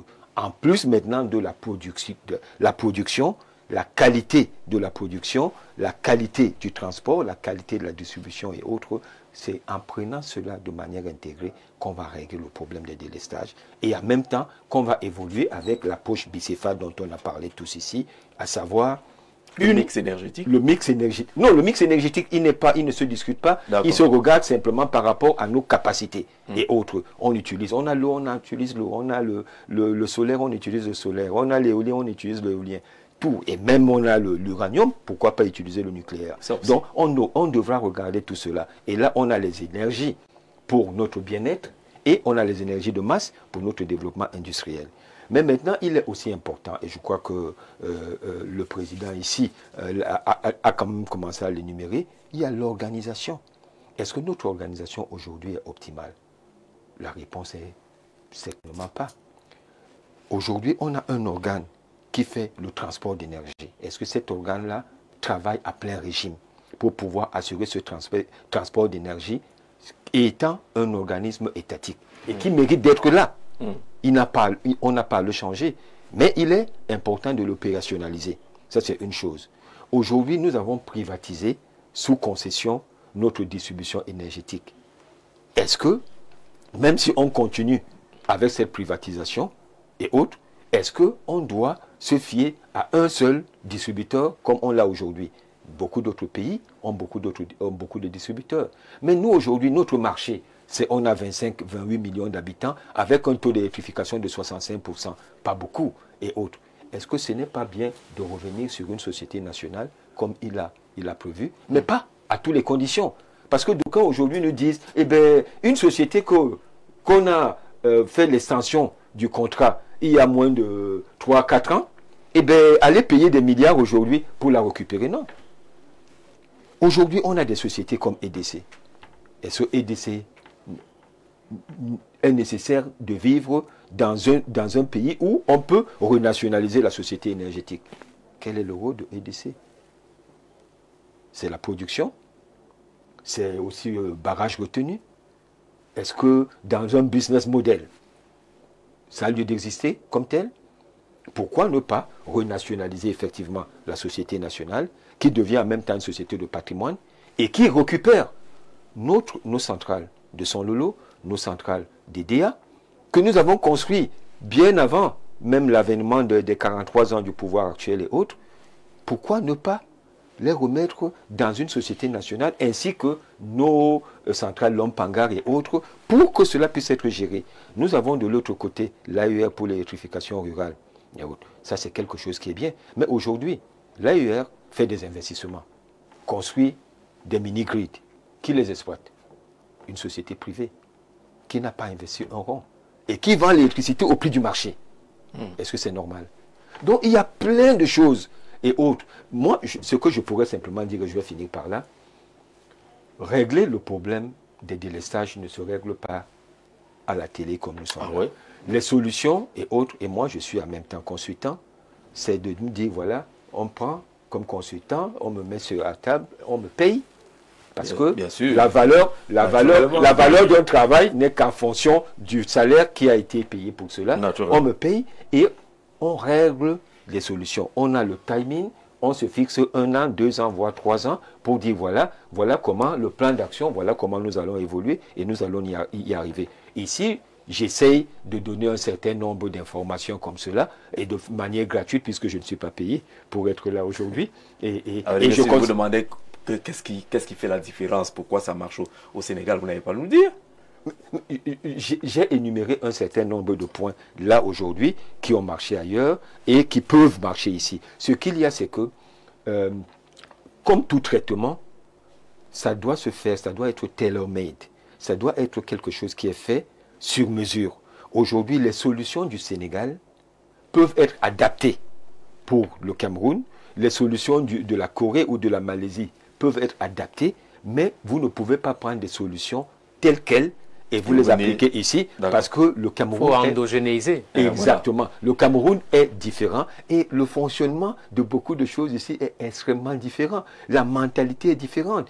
Je vais vous dire une chose. Par exemple, même, je voulais utiliser un terme, mais il n'est peut-être pas approprié. Je voulais dire le vol de l'électricité, mais le mot n'est pas approprié. Et je n'arrive pas à trouver en français. Le vol. On vole beaucoup l'électricité au Cameroun. Voilà. Moi, je le dis à votre place. Ça fait en sorte que les investissements, par exemple, qui sont faits par des sociétés, fussent-elles privées, est-ce qu'elles sont rentables? Et ça devient difficile avec les gens qui arrivent à tuer. Mais je vais aussi vous dire un autre point, parce que quand on a parlé des normes, plus de 90%, c'est quelqu'un qui l'avait dit ici, c'était une étude qui a été faite il y a plus de 25 ans, des installations électriques au Cameroun sont en insécurité électrique.